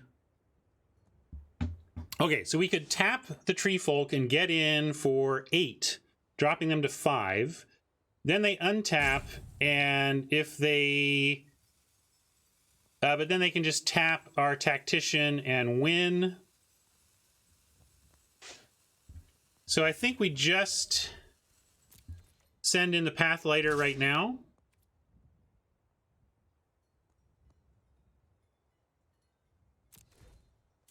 Yeah, that's what I was going through, War Furnace. I started with your thought, but then the wheel changed what we can accomplish there, so can't do that.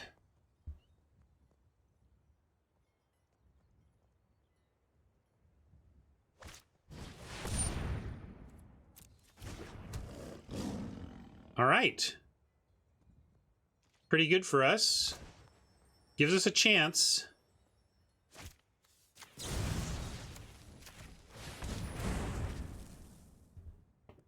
Yeah, wheel is offline right now, unless they play a 5th land.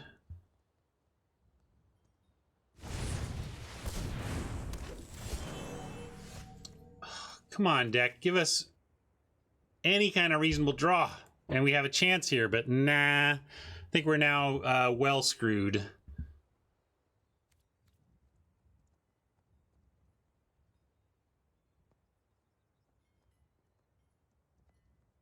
Yeah, Snapper's not great, but if you're blue-green or mono-blue, you're going to run it, you know? We get attack with a Pathlighter. Yeah, I think we're just done here. Like, we're gonna play out a Tactician and hope Oppo messes up. Maybe their internet runs out.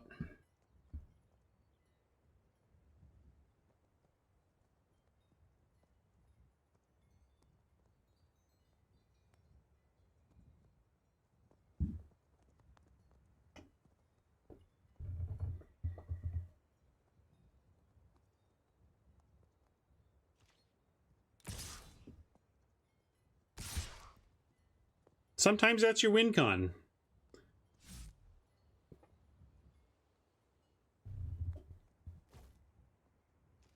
See, they're not even really pressing their advantage the way they should. And we get a chump here, and we'll chump with the Squire, or we could do... We could actually try and kill. Does that help to kill something?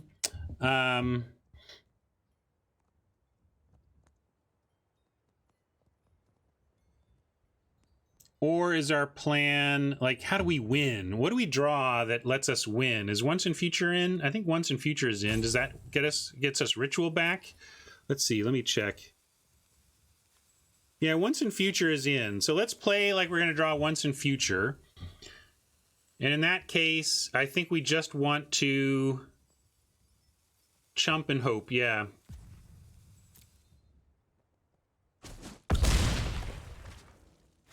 Yeah, we made a swap. Well, that was not anything useful. I'm going to give him this one now. Well, let's... Yeah, tap for the win, but I want to make sure Oppo is doing it. I'm going to make... Once they do the first tap, we'll scoop it up. All right. Mono green... Out muscle is a worry if we want to try the beanstalk plan again. Out muscle can just get about gets just about anything. We saw one wheel. I don't know if that commands True Love's Kiss or bring Return to Nature. Record is correct. We're 2-0 and we're in best of 3. We're in match 3 of best of 3.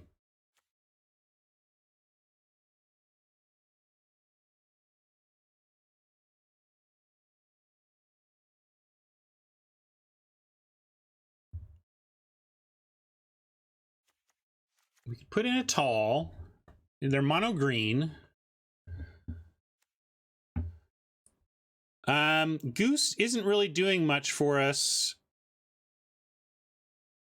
unless we're up against a situation where generating 4 life for 4 or 3 life for 4 mana each turn is good.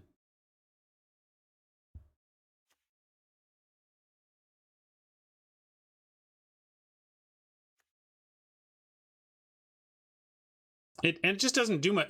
The best thing it did we did play it once, and what it did was a lightning rod. Our opponent used premium removal on killing it immediately, and it was like, oh, good.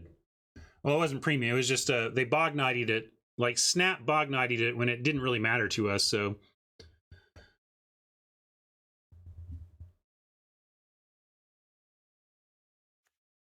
you want some naturalize.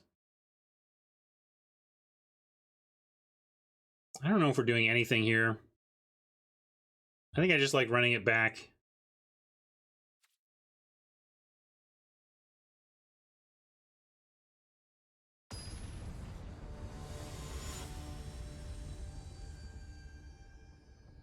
Tekken Shaman gets some value from internet provider. That's not easy. come on. All right, got to mulligan this. It's not doing anything soon enough without specific help. We can keep this, though, and we just got to figure out how risky we're going to be. I kind of want to send a plains back and be super greed.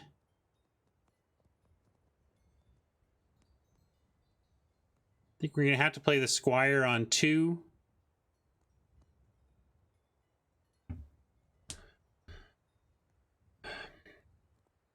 You guys want to get rid of the ritual? That's probably the grown-up thing to do.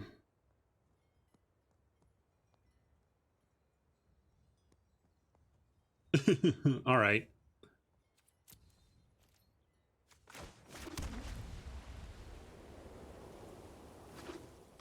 I want a 2 that's not a Squire. Would love a 2-drop here. I'm going to call that near. This is a huge problem, of course. And now we have to decide if we wait on Squire and Guide Mother, then we get benefit for Wandermare. And since they're on mono green, this will be a big, hard to deal with ground dude. I'm going to be a little greedy and not play anything here. We're going to Wandermare as our first play.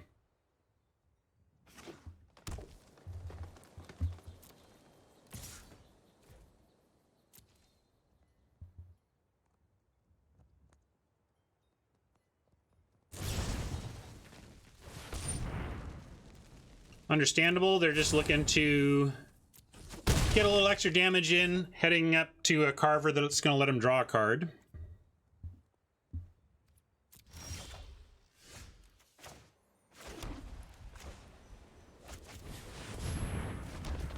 Next turn we get Guide Mother, making it big and making it big again.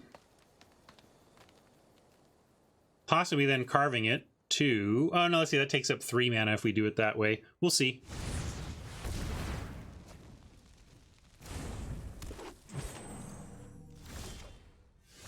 All right, double Guide Mother. It's pretty interesting.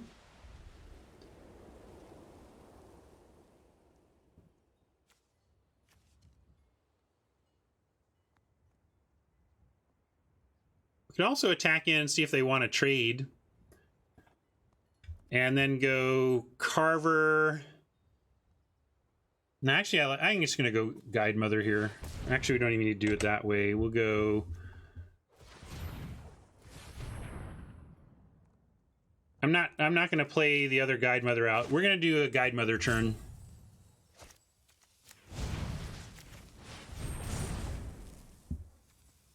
Or a Carver turn. We could also just Carver it here.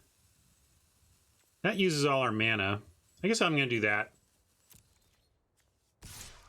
Do the same thing back at them.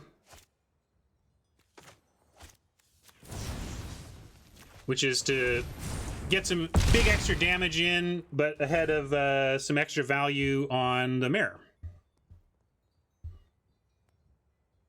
Yeah, I guess if they could drop Cauldron now and make us sad. We're going to give them 1 turn window to do it. Ugh. All right, that was brutal.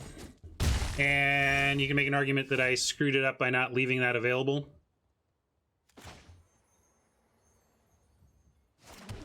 You would have done it correctly. I went aggro instead of defensive. What I didn't want is to not spend any... Like, what I didn't want to do is leave 2 mana up and then not use it at all. So, yeah, it worked out the way some of you are saying this time, but I at least had my reasons. Like, if nothing happens there, then we're really sad that we didn't use our mana. But here we'll just play the 2 known spells and try to keep going.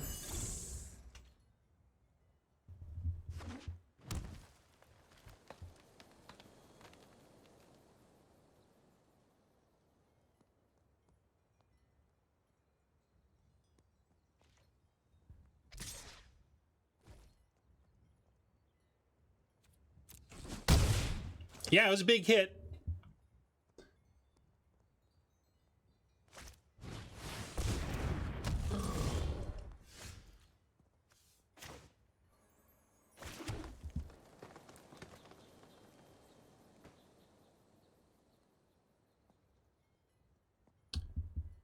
can we win a race now?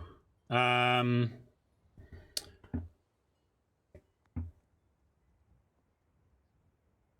we Guide Mother, we get in for 6 and drop them to 7. And then next turn, we'll have 2 Guide Mothers to 5, 4, 3. I think we go ham this turn and then see about chumping our way to a victory with Guide Mothers.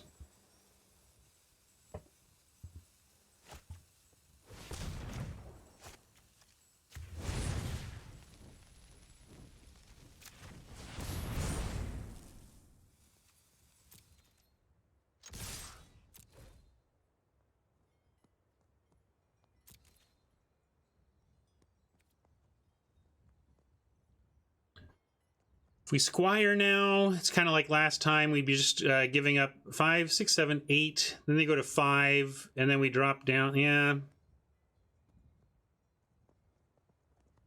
Yes, we can surprise block the Smasher. We just have to decide if we want damage or not. Probably getting the Smasher is good, though.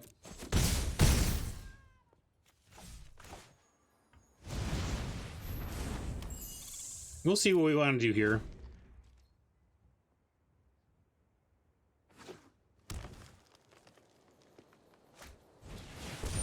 Keeper of Fables. Okay.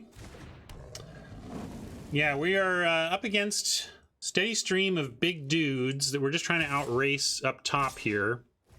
And now we could Squire and eat the Acolyte. But I'm wondering if we just need the damage in the air. Because right now we're getting in for 4. If we could only make a 2-turn clock, I would just kind of take it. But I think we need to eat, you know, trade or eat here. So let's do it. I'm not loving this no matter what. I think we're just a little bit, we're just a step short on this in this race. But I do think we got to go for a kill here.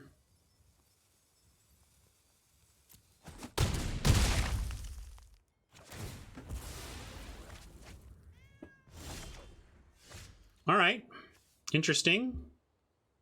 If I'd known this was coming, that changes our clock significantly. As it is, these flyers are hyper important. We're just going to try and get there in time with them. Yeah, we could have swung all.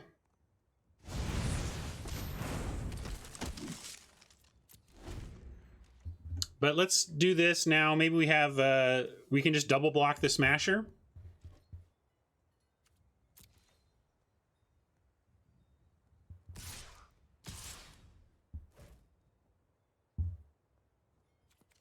Carver doesn't even, like, their cards don't matter.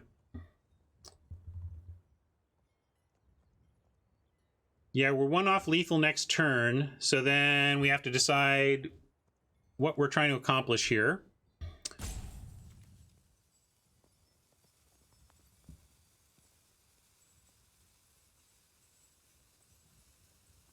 And I think the answer is a double block on the Smasher.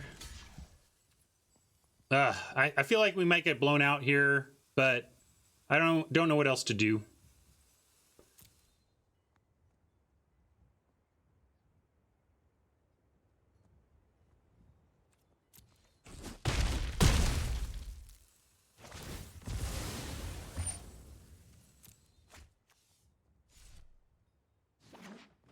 No reach, no flyers, no removal, and we have a chance.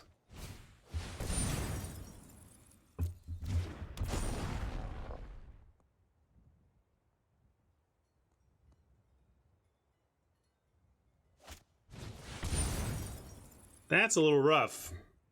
A little too much going on there. Yeah, we need some help here off the top. Come on, deck, one time. Help us out. Does that help us out enough? We drop a 4/4 first strike and a 2/1 Chumper. Yeah, I think this helps, because here's what we do. Or is it just rip? We go... Yeah, we can't do both, so maybe we're just dead. We attack with 1 flyer and drop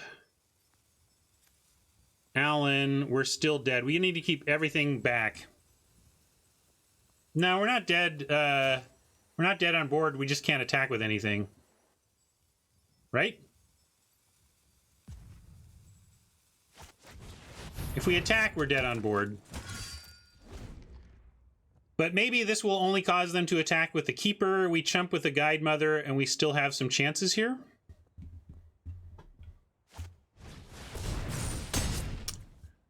Oppo had it all. What can you do?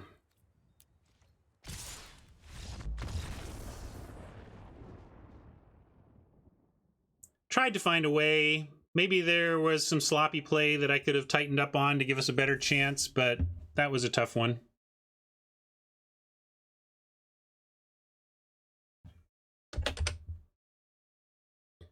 Those mono green decks are high variance in my experience, because if you can get your big dude train rolling, it's hard to stop, but if you ever get on your back foot with the mono green deck, it can be really hard to get going, if that makes sense.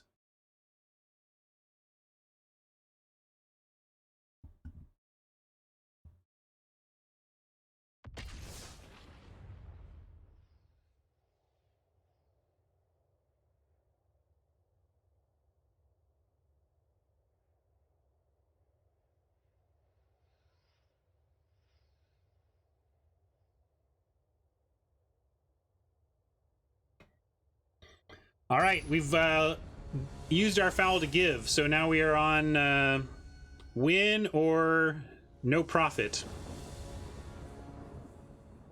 Really want to take this match and come out ahead on the day. We'll keep this.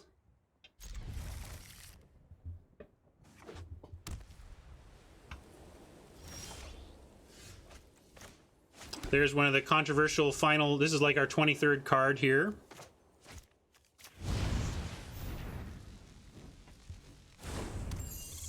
Well, something's got to be the worst color pair. What's the worst color pair if it's not green-white?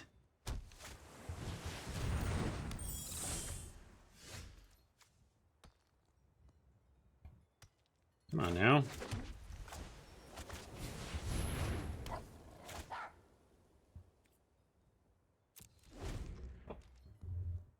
Can't believe this Hushbringer is putting a stop to our action.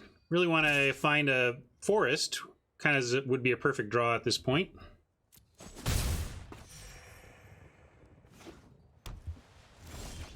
I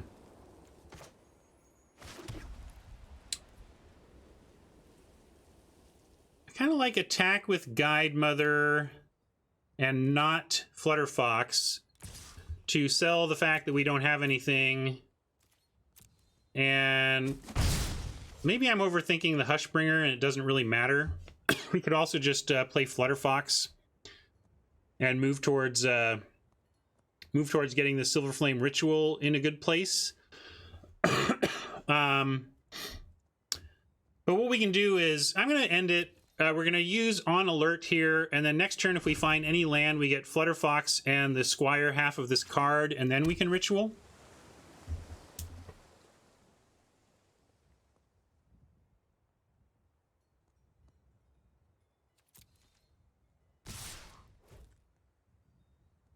We might get Didn't Say Please here or something, which would be unfortunate because then we lose the Squire half, but I gotta try. I'm gonna go for it. We have Pathlighter that affects ETB, but we could go for the Youthful Knight. It's clearing up for the Pathlighter and clearing the sky a bit, I suppose.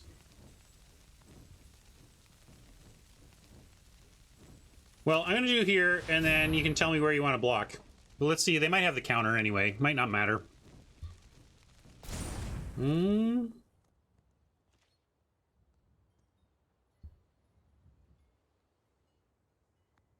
Not sure which one we should be trying to kill here. I'm going to go with the Hushbringer, though. Not certain of this, though. Not at all.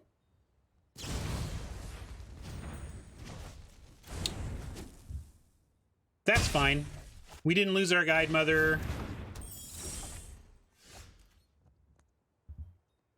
That's annoying, though, to not get land.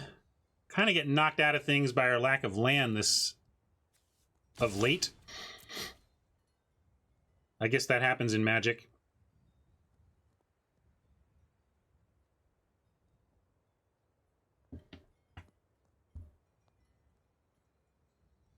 Seems like a so tiny pause. I mean, I guess it could be opt, but I think they're just declining to bother to so tiny the Flutterfox. That's my feeling. I'll try Youthful Knight here. But then it's Snap Untapped. What was that about? What was that pause about, I wonder?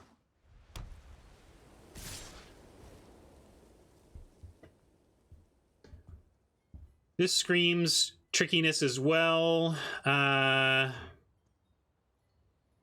I guess I'm not going to trigger anything, given that we do have a Silver Flame coming that may make trading off not the best for us right now. I say no blocks.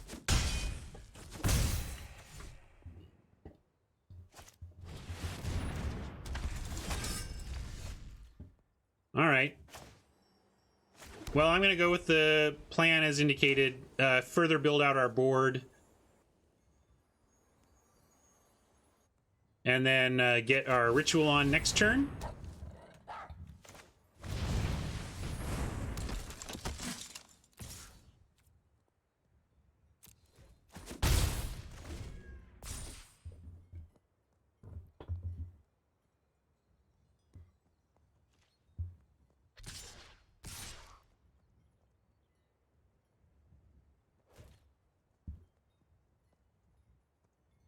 Screams, tricks, we're going to say no again, and at least get our ritual done before we start blocking into tricks.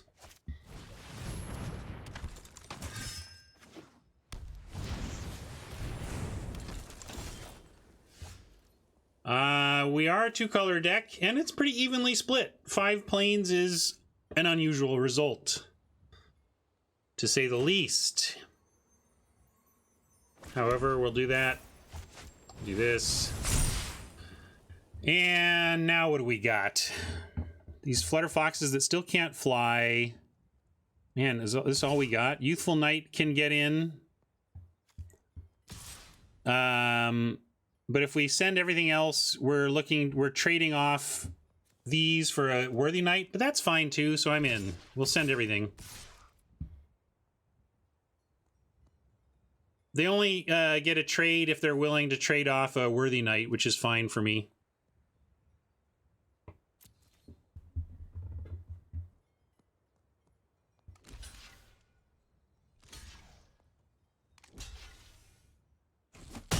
Yeah, that's all good.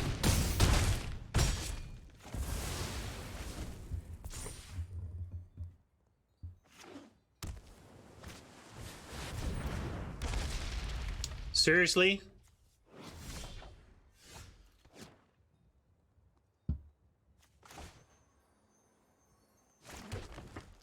Well, let's get, let's see, if we drop it, we can just drop a Tree Folk.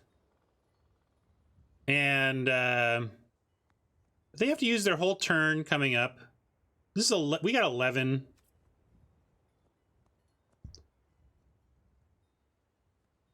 So I'm going to go ahead and use the spell side of use the Oaken Boon here.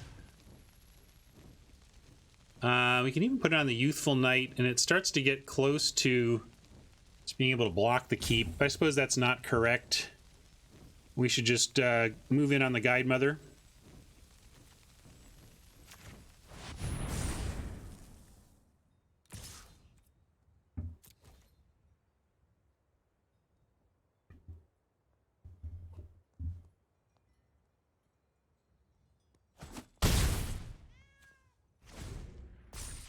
And with a 6/5 and any other creature, we can look to try and 1-for-1 with the keep. I'm going to take this, though.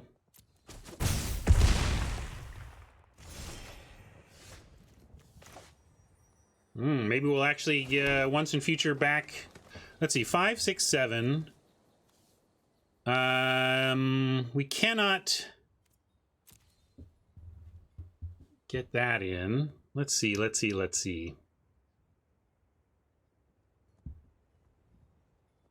don't have a ton that's jumping our foxes. We just have a little bit. We have a couple removal spells that are, but mainly they're 2-drops. And yes, Egg was one of our controversial unplayed cards that some people wanted and others did not. Yeah, I guess we go Tree Folk. And I'm going to continue to attack with the Guide Mother. We could be dead to sudden pump from that Hushbringer, but I'm going to risk it. We got to keep some pressure on.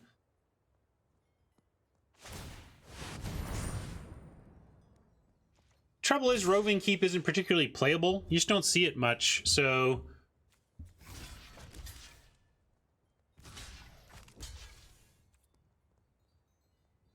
Yeah, I only want memes on things that get a lot of play.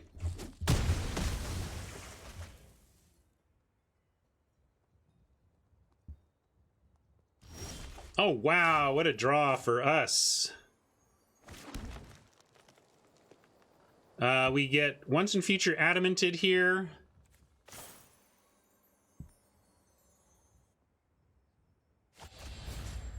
And we want definitely the Silver Flame Ritual. And then probably just the Tree Folk again. Rollock's like, wait!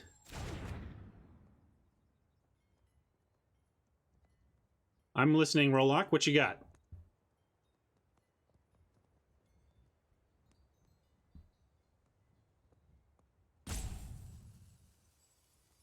Let's see. At instant speed, we could get back just the Squire. So you're saying if we instant speed, then the Squire...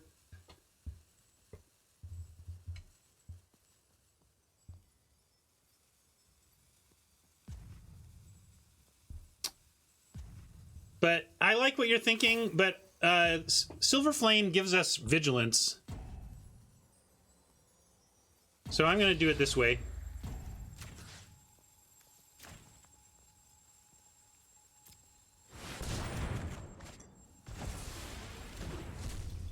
Adamanted Silver Flame is too good here.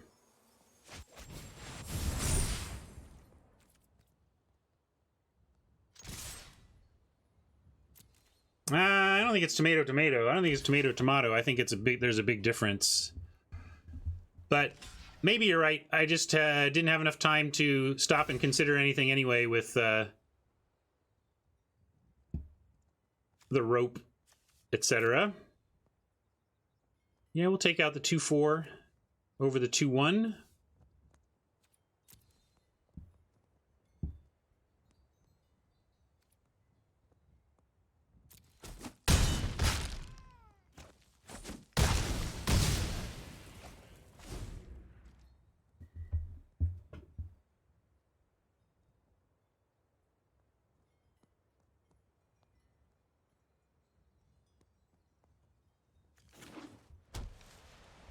Blue-white Knights with the Roving Keep and a Clockwork Servant. They're still just dead, unless they've got something for the Guide Mother. Still just dead. Exploding Jace. They put one on top. What does that mean?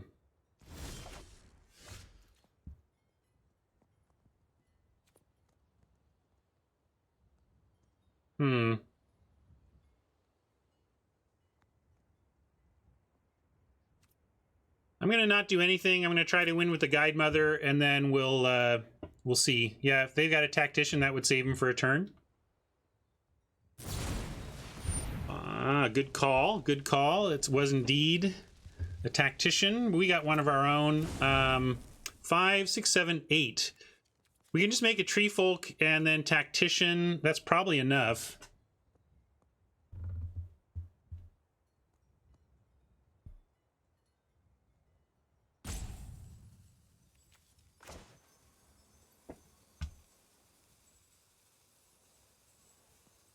Yeah, I'm just going to make the Tree Folk creature. And then we'll Tactician on their turn and it should be good. Yeah, they did put something on top, so let's see what they decided to put on top here.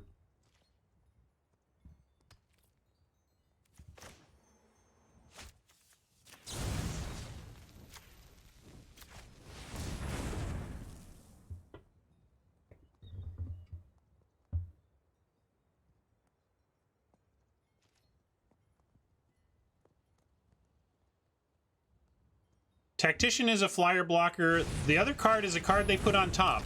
So I don't know what they've got here. But let's move into Declare Attackers and see.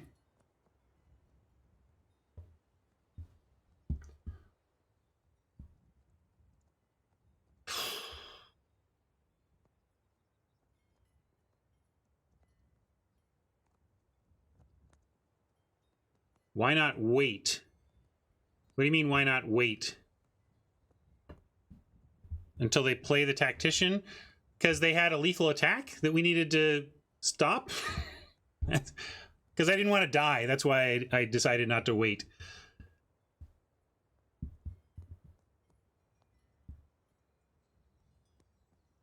All right, well, we got to go for it.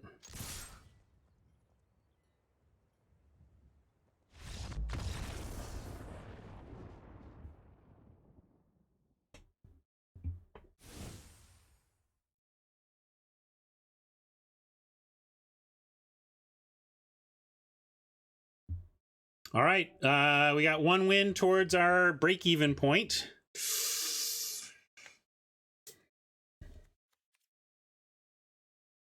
I mean, Servant is not a great target for enchantment removal. Roving Keep isn't even a great target because whatever.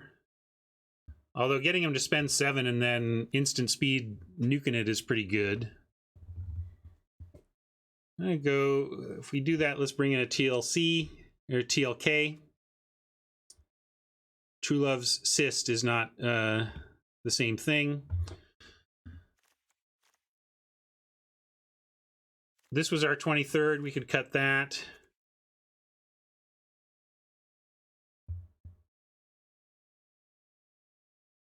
If we even want it. Again, I didn't see anything that was an amazing target. Maybe actually hold off on that. Make him show me something a little better. Maybe this is an owl deck. They are playing some questionable, or not, the Servant isn't questionable, I guess, but sometimes a bunch of artifacts means that they have some of those synergies going.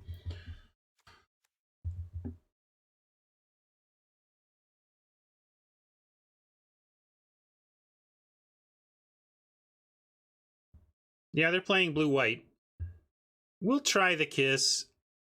It's somewhat on spec, though. I don't love the targets I saw, but blue-white, between So Tiny, blue-white's removal suite is all enchantments, right? So we'll bring it in on that premise.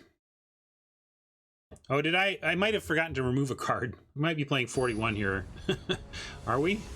I didn't catch if I got the actual remove a card part done.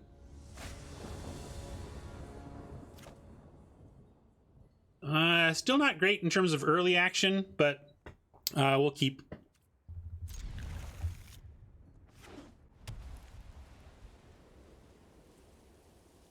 Guide Mother? Yeah, must be a Guide Mother.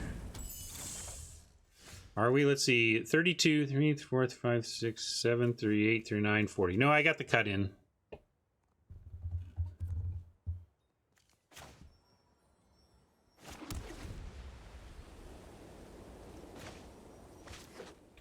Now, are we playing Squire if we don't find anything else?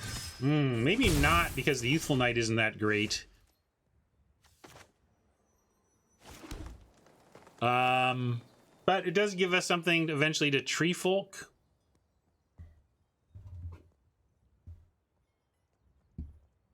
I'm gonna run it out. Like, what are we doing if we're not? If we don't run this out, what are we even doing? I think we gotta run it out.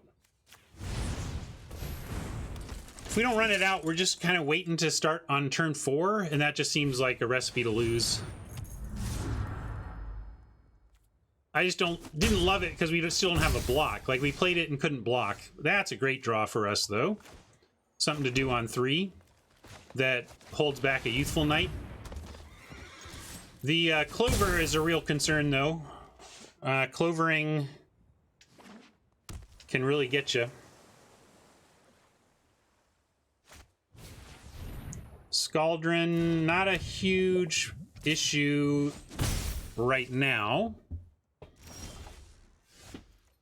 But we may want to... Like, we could Archon here, but I kind of like getting a getting the Wandermare out of reach of the Scaldron.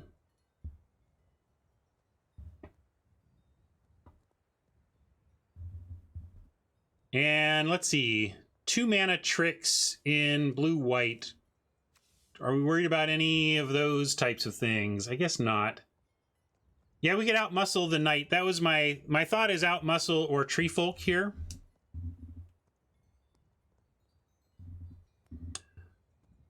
Yeah, we could also...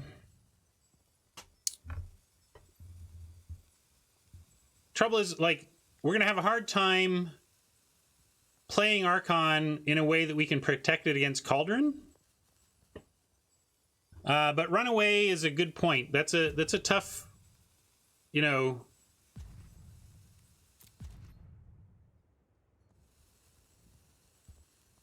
Yeah, we could Tree Folk the Squire, too. I'm going to attack with the Wandermare here. I'm really worried about Runaway together. We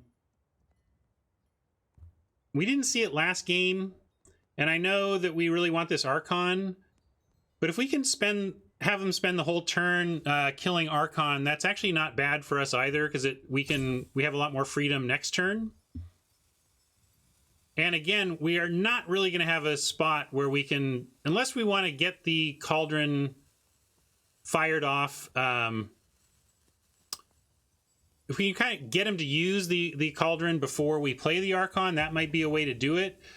But I'm just going to run it out here. Let them spend their whole turn on dealing with the Archon.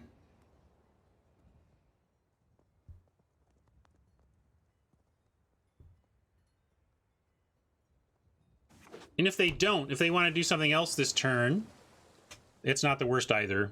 But I think they just have to do it, right? Yeah, they're just like, snap it off. One of the reasons to keep the Archon is if we find a Plains, then we could True Love Kiss the Cauldron. That would have been the way to save the Archon.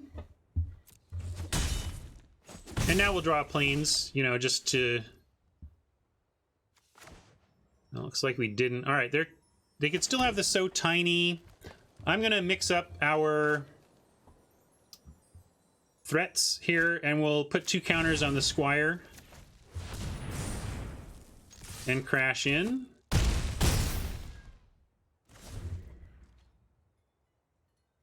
At least if this gets bounced, we have a combat trick back in our hand.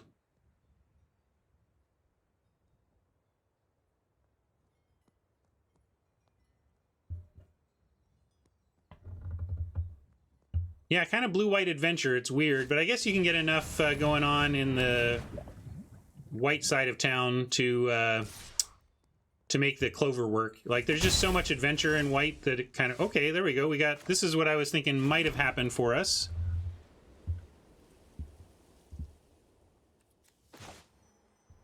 Now I like...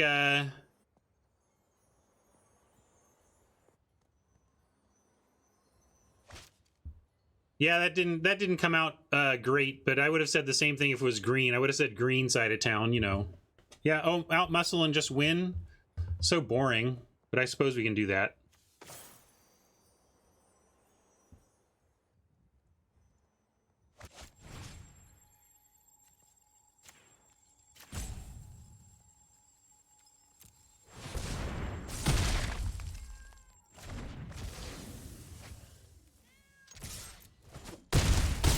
We did it, gang.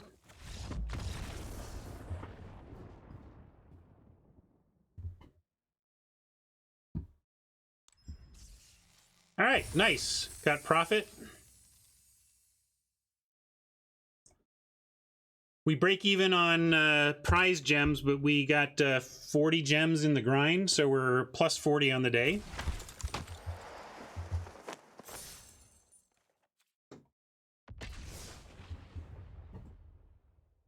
going for more.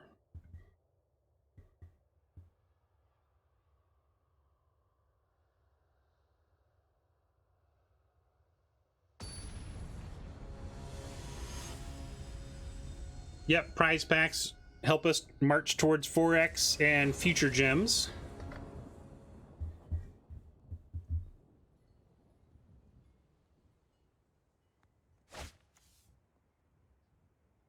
All right, a little bit on the light side on land, but we got a lot of low drops that are, and both our colors. So this looks really good actually for a 2-lander.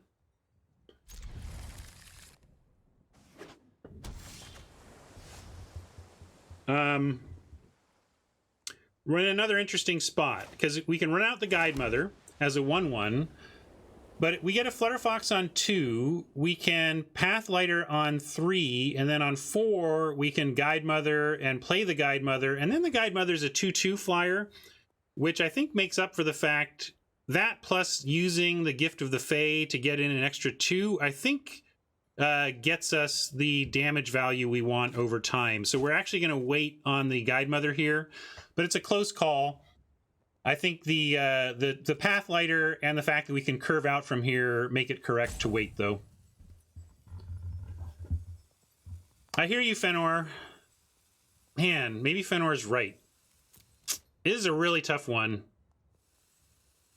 I'm going to wait because I need to decide something and the clock's running down, but it's a very close one.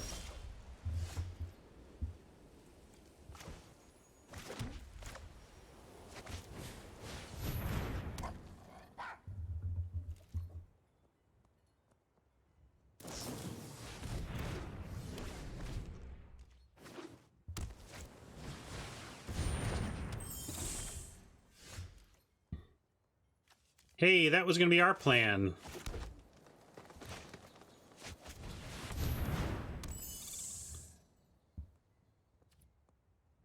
And, well, I'm not being results oriented, but it's also true that in this particular case, the Pathlighter would have put the brakes on our 1/1 anyway.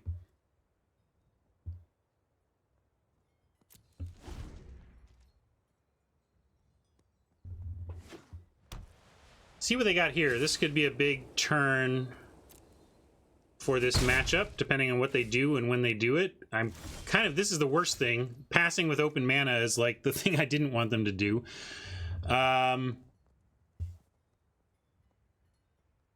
Makes me want to play the Wandermare.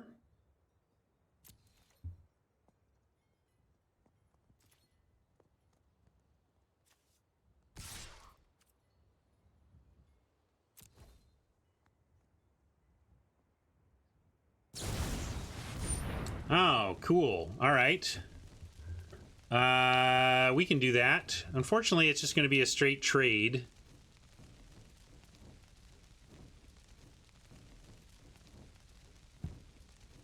They're not blocking yet, folks.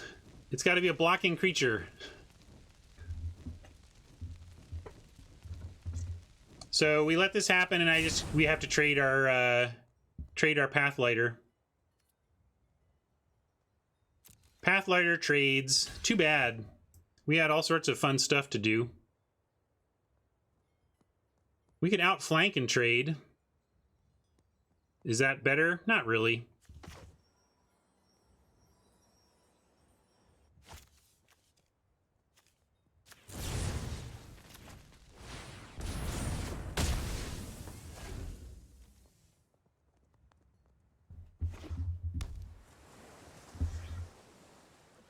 Interesting question about what the presumed post-Oko meta is.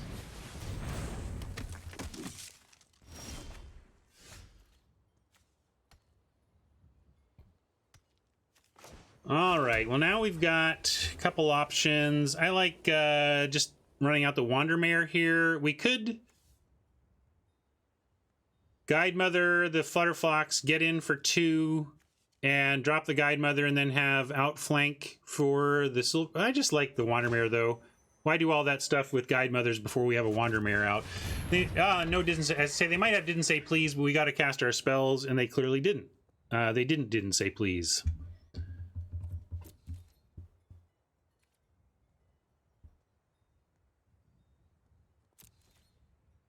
Good call, Fenor. Fenor says, make sure to craft your Okos, because if you craft Oko, and if you don't have 4 Okos, craft up to 4, and then when the presumed ban hits, you will get 4 mythic wildcards back, and you'll get to keep the Okos for historic or whatever. Gadwick is nice. That's a lot of card advantage to overcome here. They got 3 extra cards and a body. But let's go.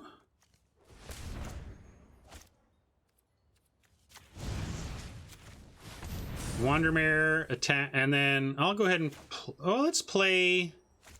Might as well play this one, unless we really wanted the outflank. But I don't think we need the outflank yet. Let's just do this.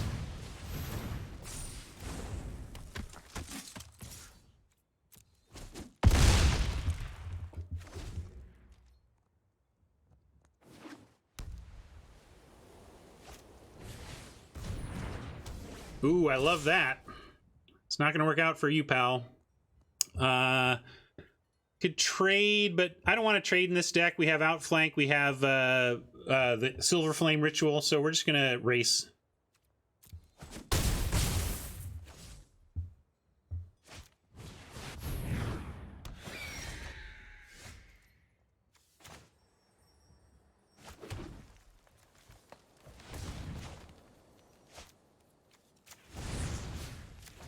Unlock the Wandermare, and then decide. I guess we can trap in a tower after, but we should play a Guide Mother first. Maybe we can do both Guide Mothers.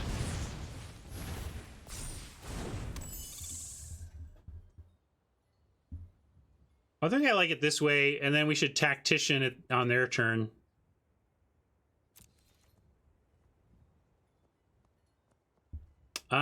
I will trade Squire and Outflank for that Griffin, though. If they want to block with the Griffin, we'll trade. Oh, it's not even a trade. We just get to straight outflank it. Never mind. That's even better.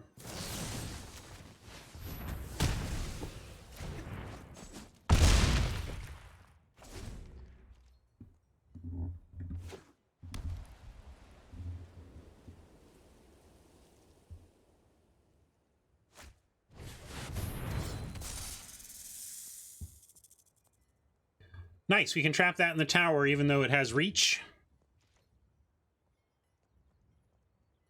Apparently you can reach up but not down.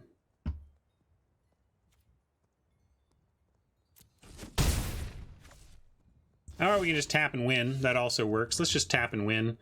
Let's see, if they have outflank, does that prevent the win? It does, so we'll play the Guide Mother. And then it won't.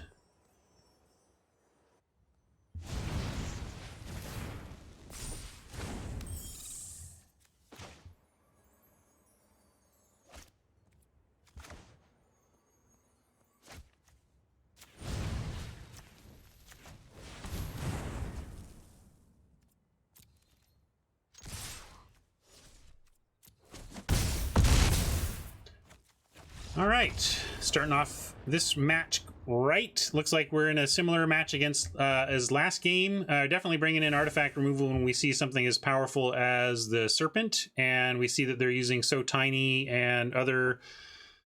Whoa! Almost had a little lag scare there.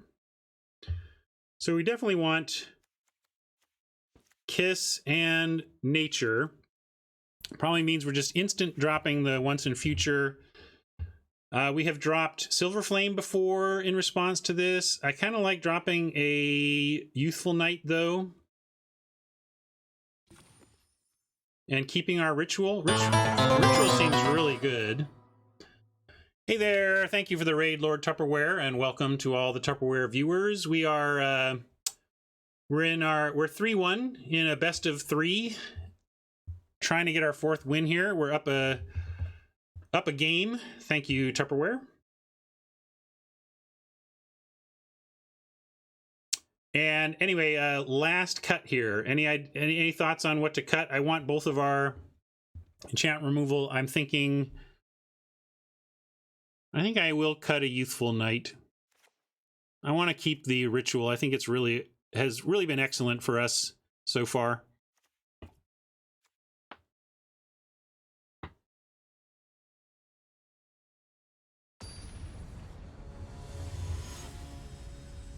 And yeah, welcome to all of Tupperware viewers. I don't know if I have any brand new viewers from that raid, but for those of you who don't know me, my name is Ryan Spain. I co-created Limited Resources with Marshall Sutcliffe before heading into R&D for 5 years. Then I worked for Magic the Gathering Arena team for a couple years after that. And now here I am doing this nonsense. We're going to keep this and hope we find something to play besides a Squire on 2.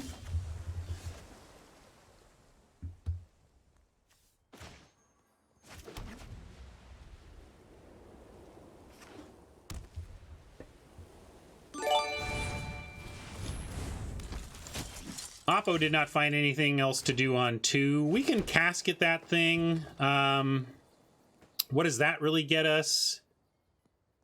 I mean, the thing is with casket, you don't end up getting a lot of targets. So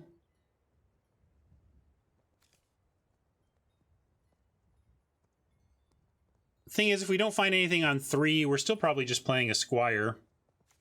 I'll play the casket, though. This is a little early to use removal. The thing is, it's very narrow removal. Casket feels like one of those great white O-ring style cards, but man, it only gets CMC 3 or less, so I don't mind using this a little early. It's kind of like small creature removal.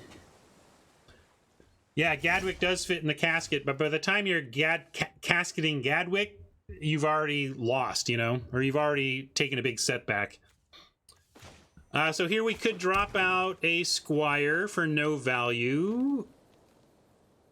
I'm going to wait, though. I'm going to be a little cagey here. They're showing possibly some counter magic colors anyway. All right. I like that. Now we get the Archon down.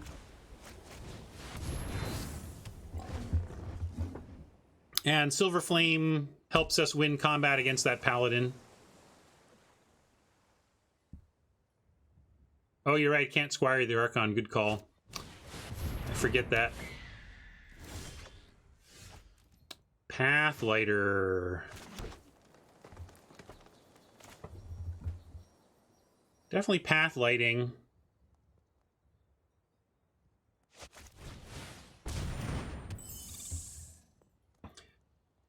And I'll wait. We'll try to get Pathlighting value out of the Squires at least.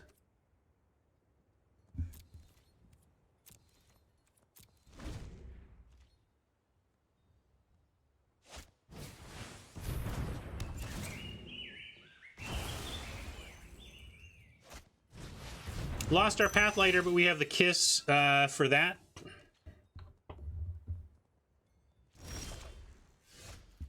Guide Mother, you say? All right. Cardboard Live should be going. Is it not? Oh, sorry. I got in the middle of a install on Cardboard Live. Thank you for the reminder. It should be coming up shortly. Try it now. You might need to refresh your screen. No, it looks like it's good. You have it now. Thanks for the reminder. I'm going to go ahead and do it while they're tapped out. No sense giving them a chance to counter it.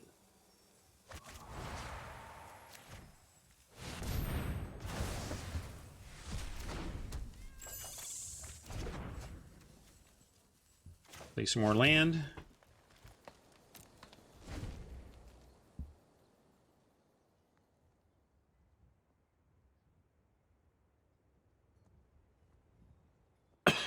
Yeah, draw a card. Nice value there.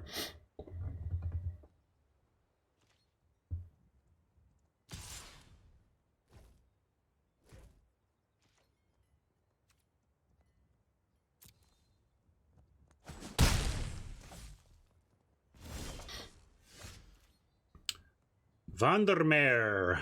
Nice. It telegraphs it a bit. We could say, we could send... I kind of like guide mothering the Pathlighter to look like we're offering a trade. And if they take it, then we get them. Although, then we kind of don't really use the guide mother. It's just so telegraphed if we send in the Pathlighter.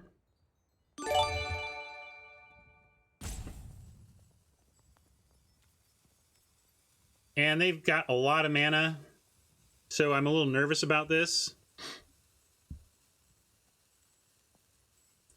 What if we open on Wandermare and see if they counter it? I'm going to start here. Fish for counters. There was a pause, but they have an egg. So, yeah, I think they would have countered that if they had it. So now I'm going to risk it.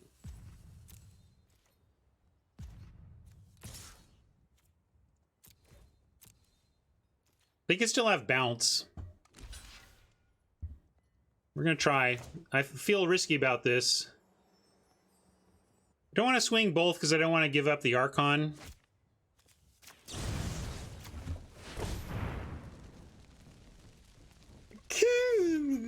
Please work.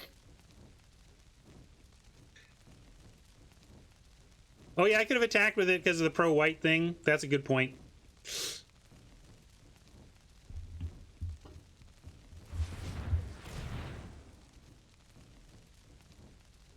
Run away together?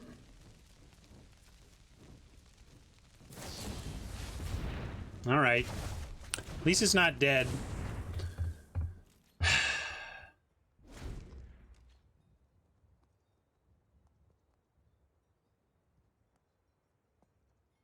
The saddest part is that we lose the back half of the Squire, but that wasn't the worst.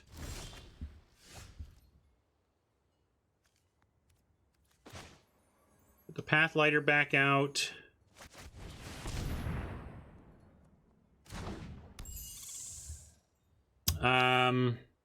We could Guide Mother the Wandermare, and that would likely get in, but no need to do that. Oh yeah, we could still swing both. Well, if we swing both, we're setting up to lose one.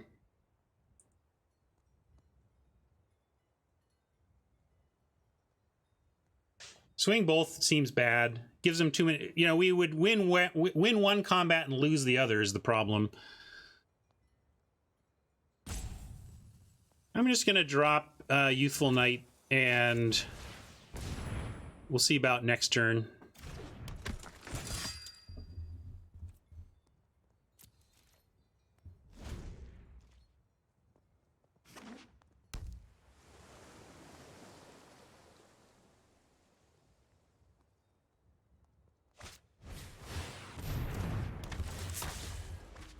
Again, yeah, we can trap Gadwick in a tower, but Gadwick's already done the damage. That's going to be brutal to try and recover from. But now we have Guide Mother plus Squire.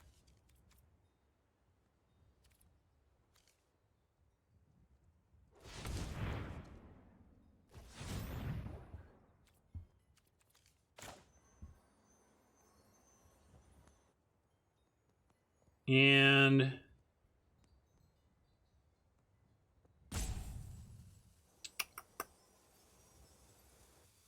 yeah, we're gonna do this on what is the question? Put it on Youthful Knight.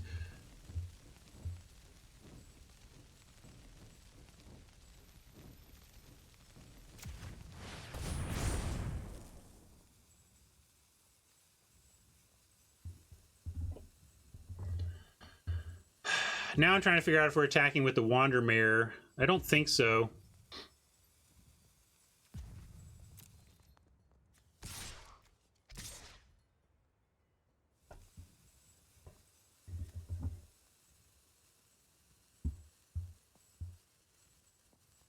Yeah, Archon still just gets eaten by the Griffin, though, is the problem. Why do you want to send Archon? It just gets eaten by the Griffin.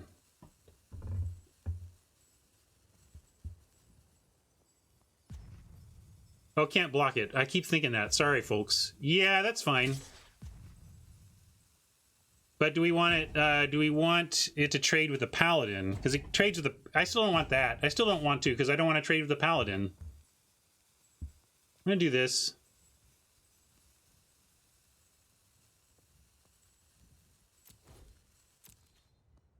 Yeah, this is all about the protection issue. Yeah, but the Squire can't target the Archon, which is a mistake I made earlier. You know, it's just like.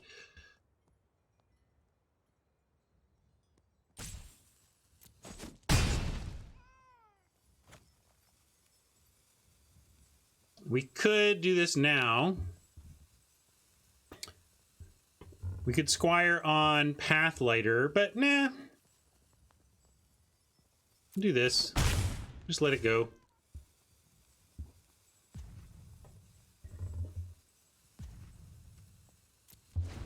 I'm really worried about their fistful of cards here.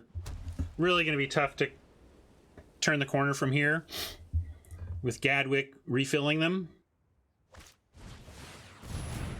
But all right. That I was kind of hoping for, something like that. Unfortunately, we can return it to nature.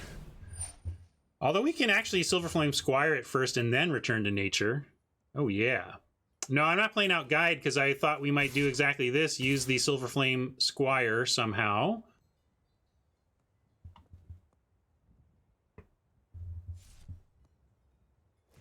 No, I can Squire the Pathlighter to eat. I mean, we just get to eat something.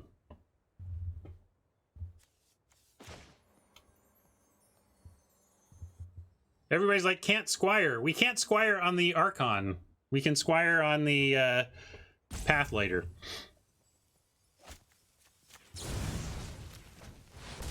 But we'll see. Do we get to? This is Sirius didn't say please mana, and they just grabbed a ton of cards.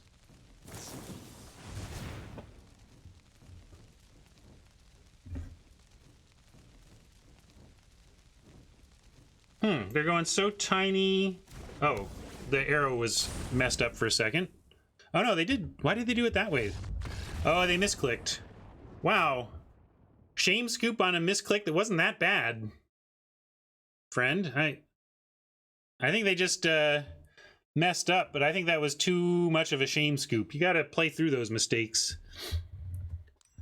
I think that game was imminently winnable for Oppo.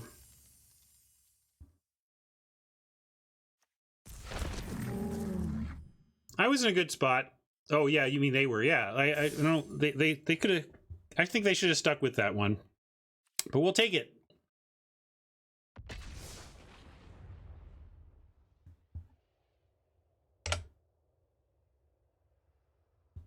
Let's get the 5th win.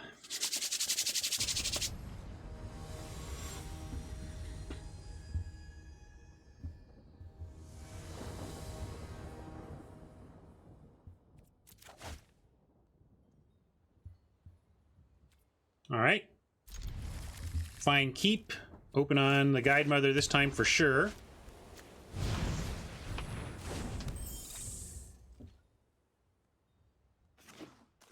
Yeah, I think they reacted to the trigger on Gadwick and then did some misclicks because of the Gadwick trigger, I think.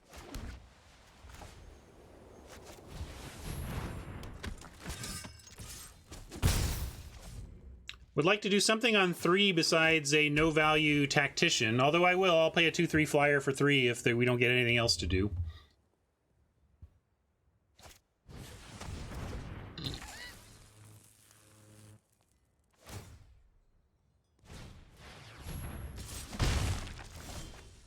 Hey, something else to do.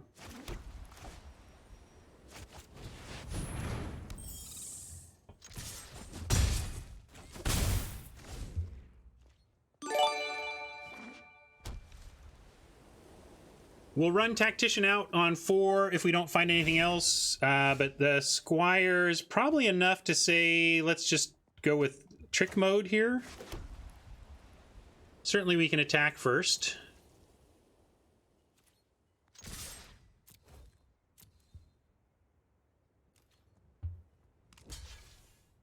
All right.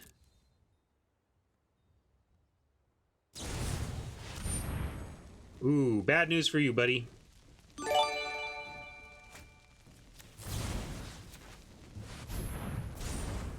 I like that card too.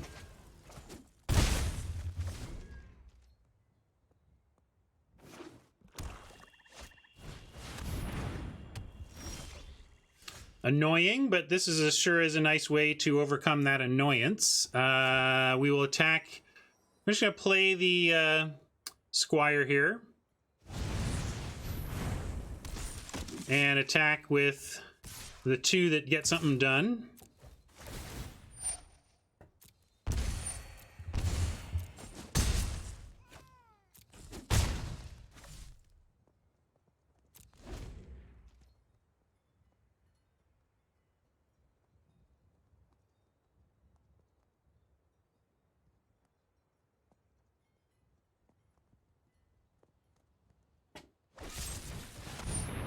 Baking that into a pie, fine.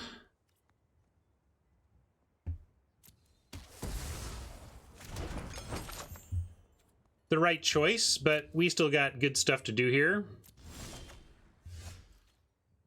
Oh, man.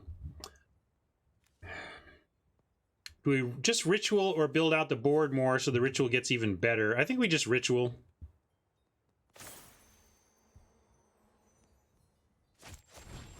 Gives us a lot of damage this turn.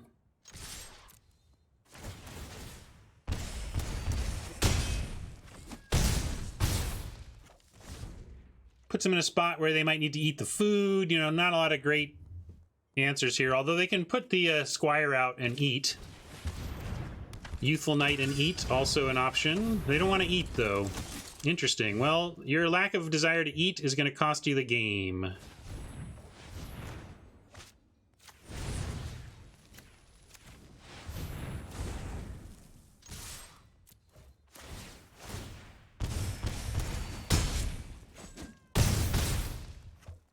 All right, so we've got a revenge to consider.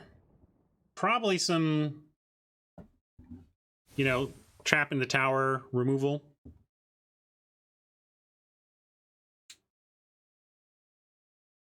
Uh-oh, getting the lag. Lag spinner. Lag spinner always makes me nervous. Yeah, definitely Kiss for Ravens. I don't know if we want to bring in 2. We didn't see much else. But we're kind of presuming maybe some trapped in the tower. But I think just starting with the 1 makes sense and cut the Once in Future that was our kind of 23rd-ish card anyway.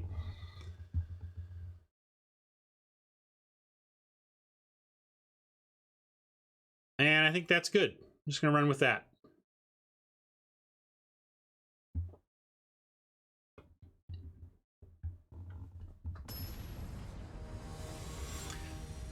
You're not wrong. Nature does have another mode that's not irrelevant, but I can't pass me up the draw a card. Seems too good. We'll keep this.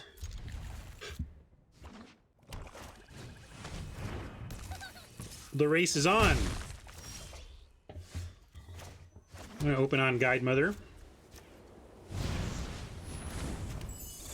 Yeah, I do like the fact that Kiss doesn't make you hate a play like Kiss Food. You know, kiss your food and get your card back. Not the absolute worst or anything.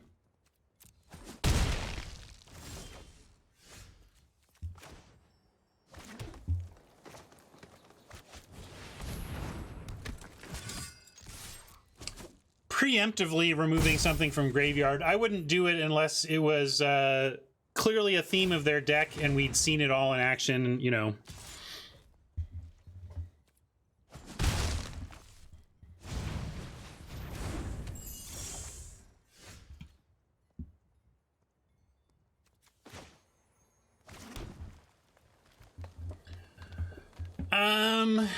Offer to trade Guide Mothers. No, I don't think I will. We have too many things that can change the texture of this race. Heck, we could even just outmuscle Guide Mother on Guide Mother next turn, and I would, you know, be okay with that.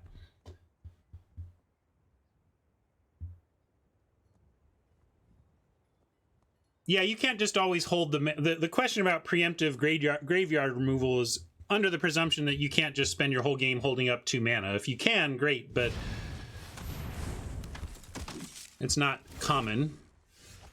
All right, we got another Squire for some serious combat trickery. Trickery is not what I meant. But if we wait a turn, we get trapped into a tower and Silver Flame on the same turn. We can just out-muscle the Fairy Guidemother now and have a good attack with Youthful Knight. And next turn, Flutterfox will fly and we'll have the Squire available. So I'm gonna the Guidemothers are gonna fight it out.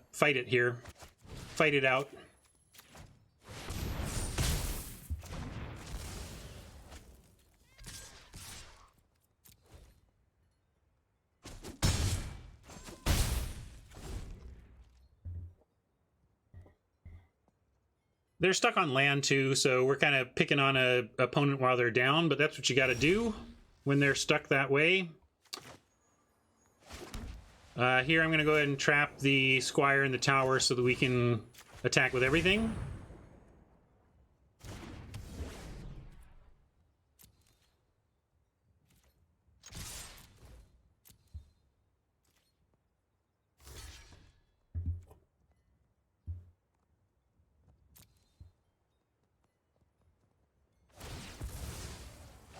So, we can Squire for extra damage here, or save it as a trick.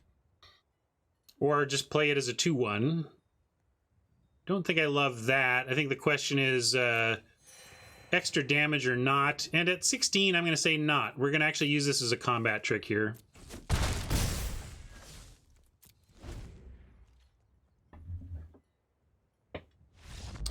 Oppo is giving it up. Doesn't need to see any more. Didn't find their 3rd land and saw the writing on the wall. That wasn't particularly exciting way to go out, given Oppo's mana struggles, but sometimes the mana gets them, sometimes the mana gets you. I will happily take the 5/1, claim this prize.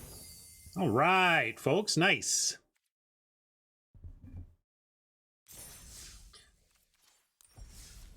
We're going to hold out till tomorrow. We'll open 10 packs at once, hopefully, when we find some extra value. Pushing back close to, excuse me, 20,000 in gems. That's nice, too. But had pretty good success with the old green-white. 3 drafts in a row now have been green-white. We went 7-0, 2-3, and 5-1, and the 2-3 was fine. Like 2-3 was just Magic being Magic. I like that deck a lot. I think everybody in chat did. So that was just some variance. Finding that white is a really good place to be where the bots are at right now. The bots are down on white.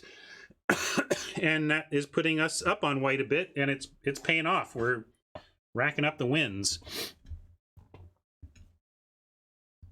Yeah, we're up $100 worth of gems on a free-to-play account. Feels good, man. Feels good. And yeah, we're closing in. We don't have 4x of mythics, but we're 4xing rares of every set pretty steadily with this pace. No rank in best of 3. You don't gain or lose rank, and you're not match made on rank. So you just win gems and packs. Yeah.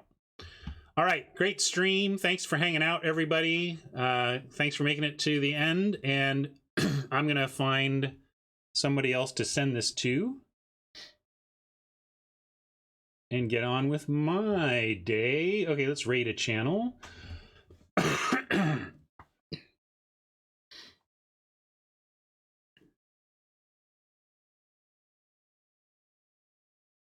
Let's send it to Huey.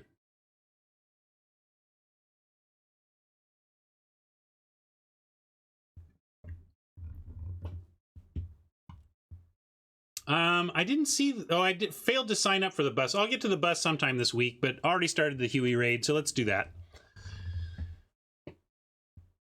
Thanks a lot, everybody. Say hello to Huey for me, and we'll catch you tomorrow and try to rack up another max win. See ya.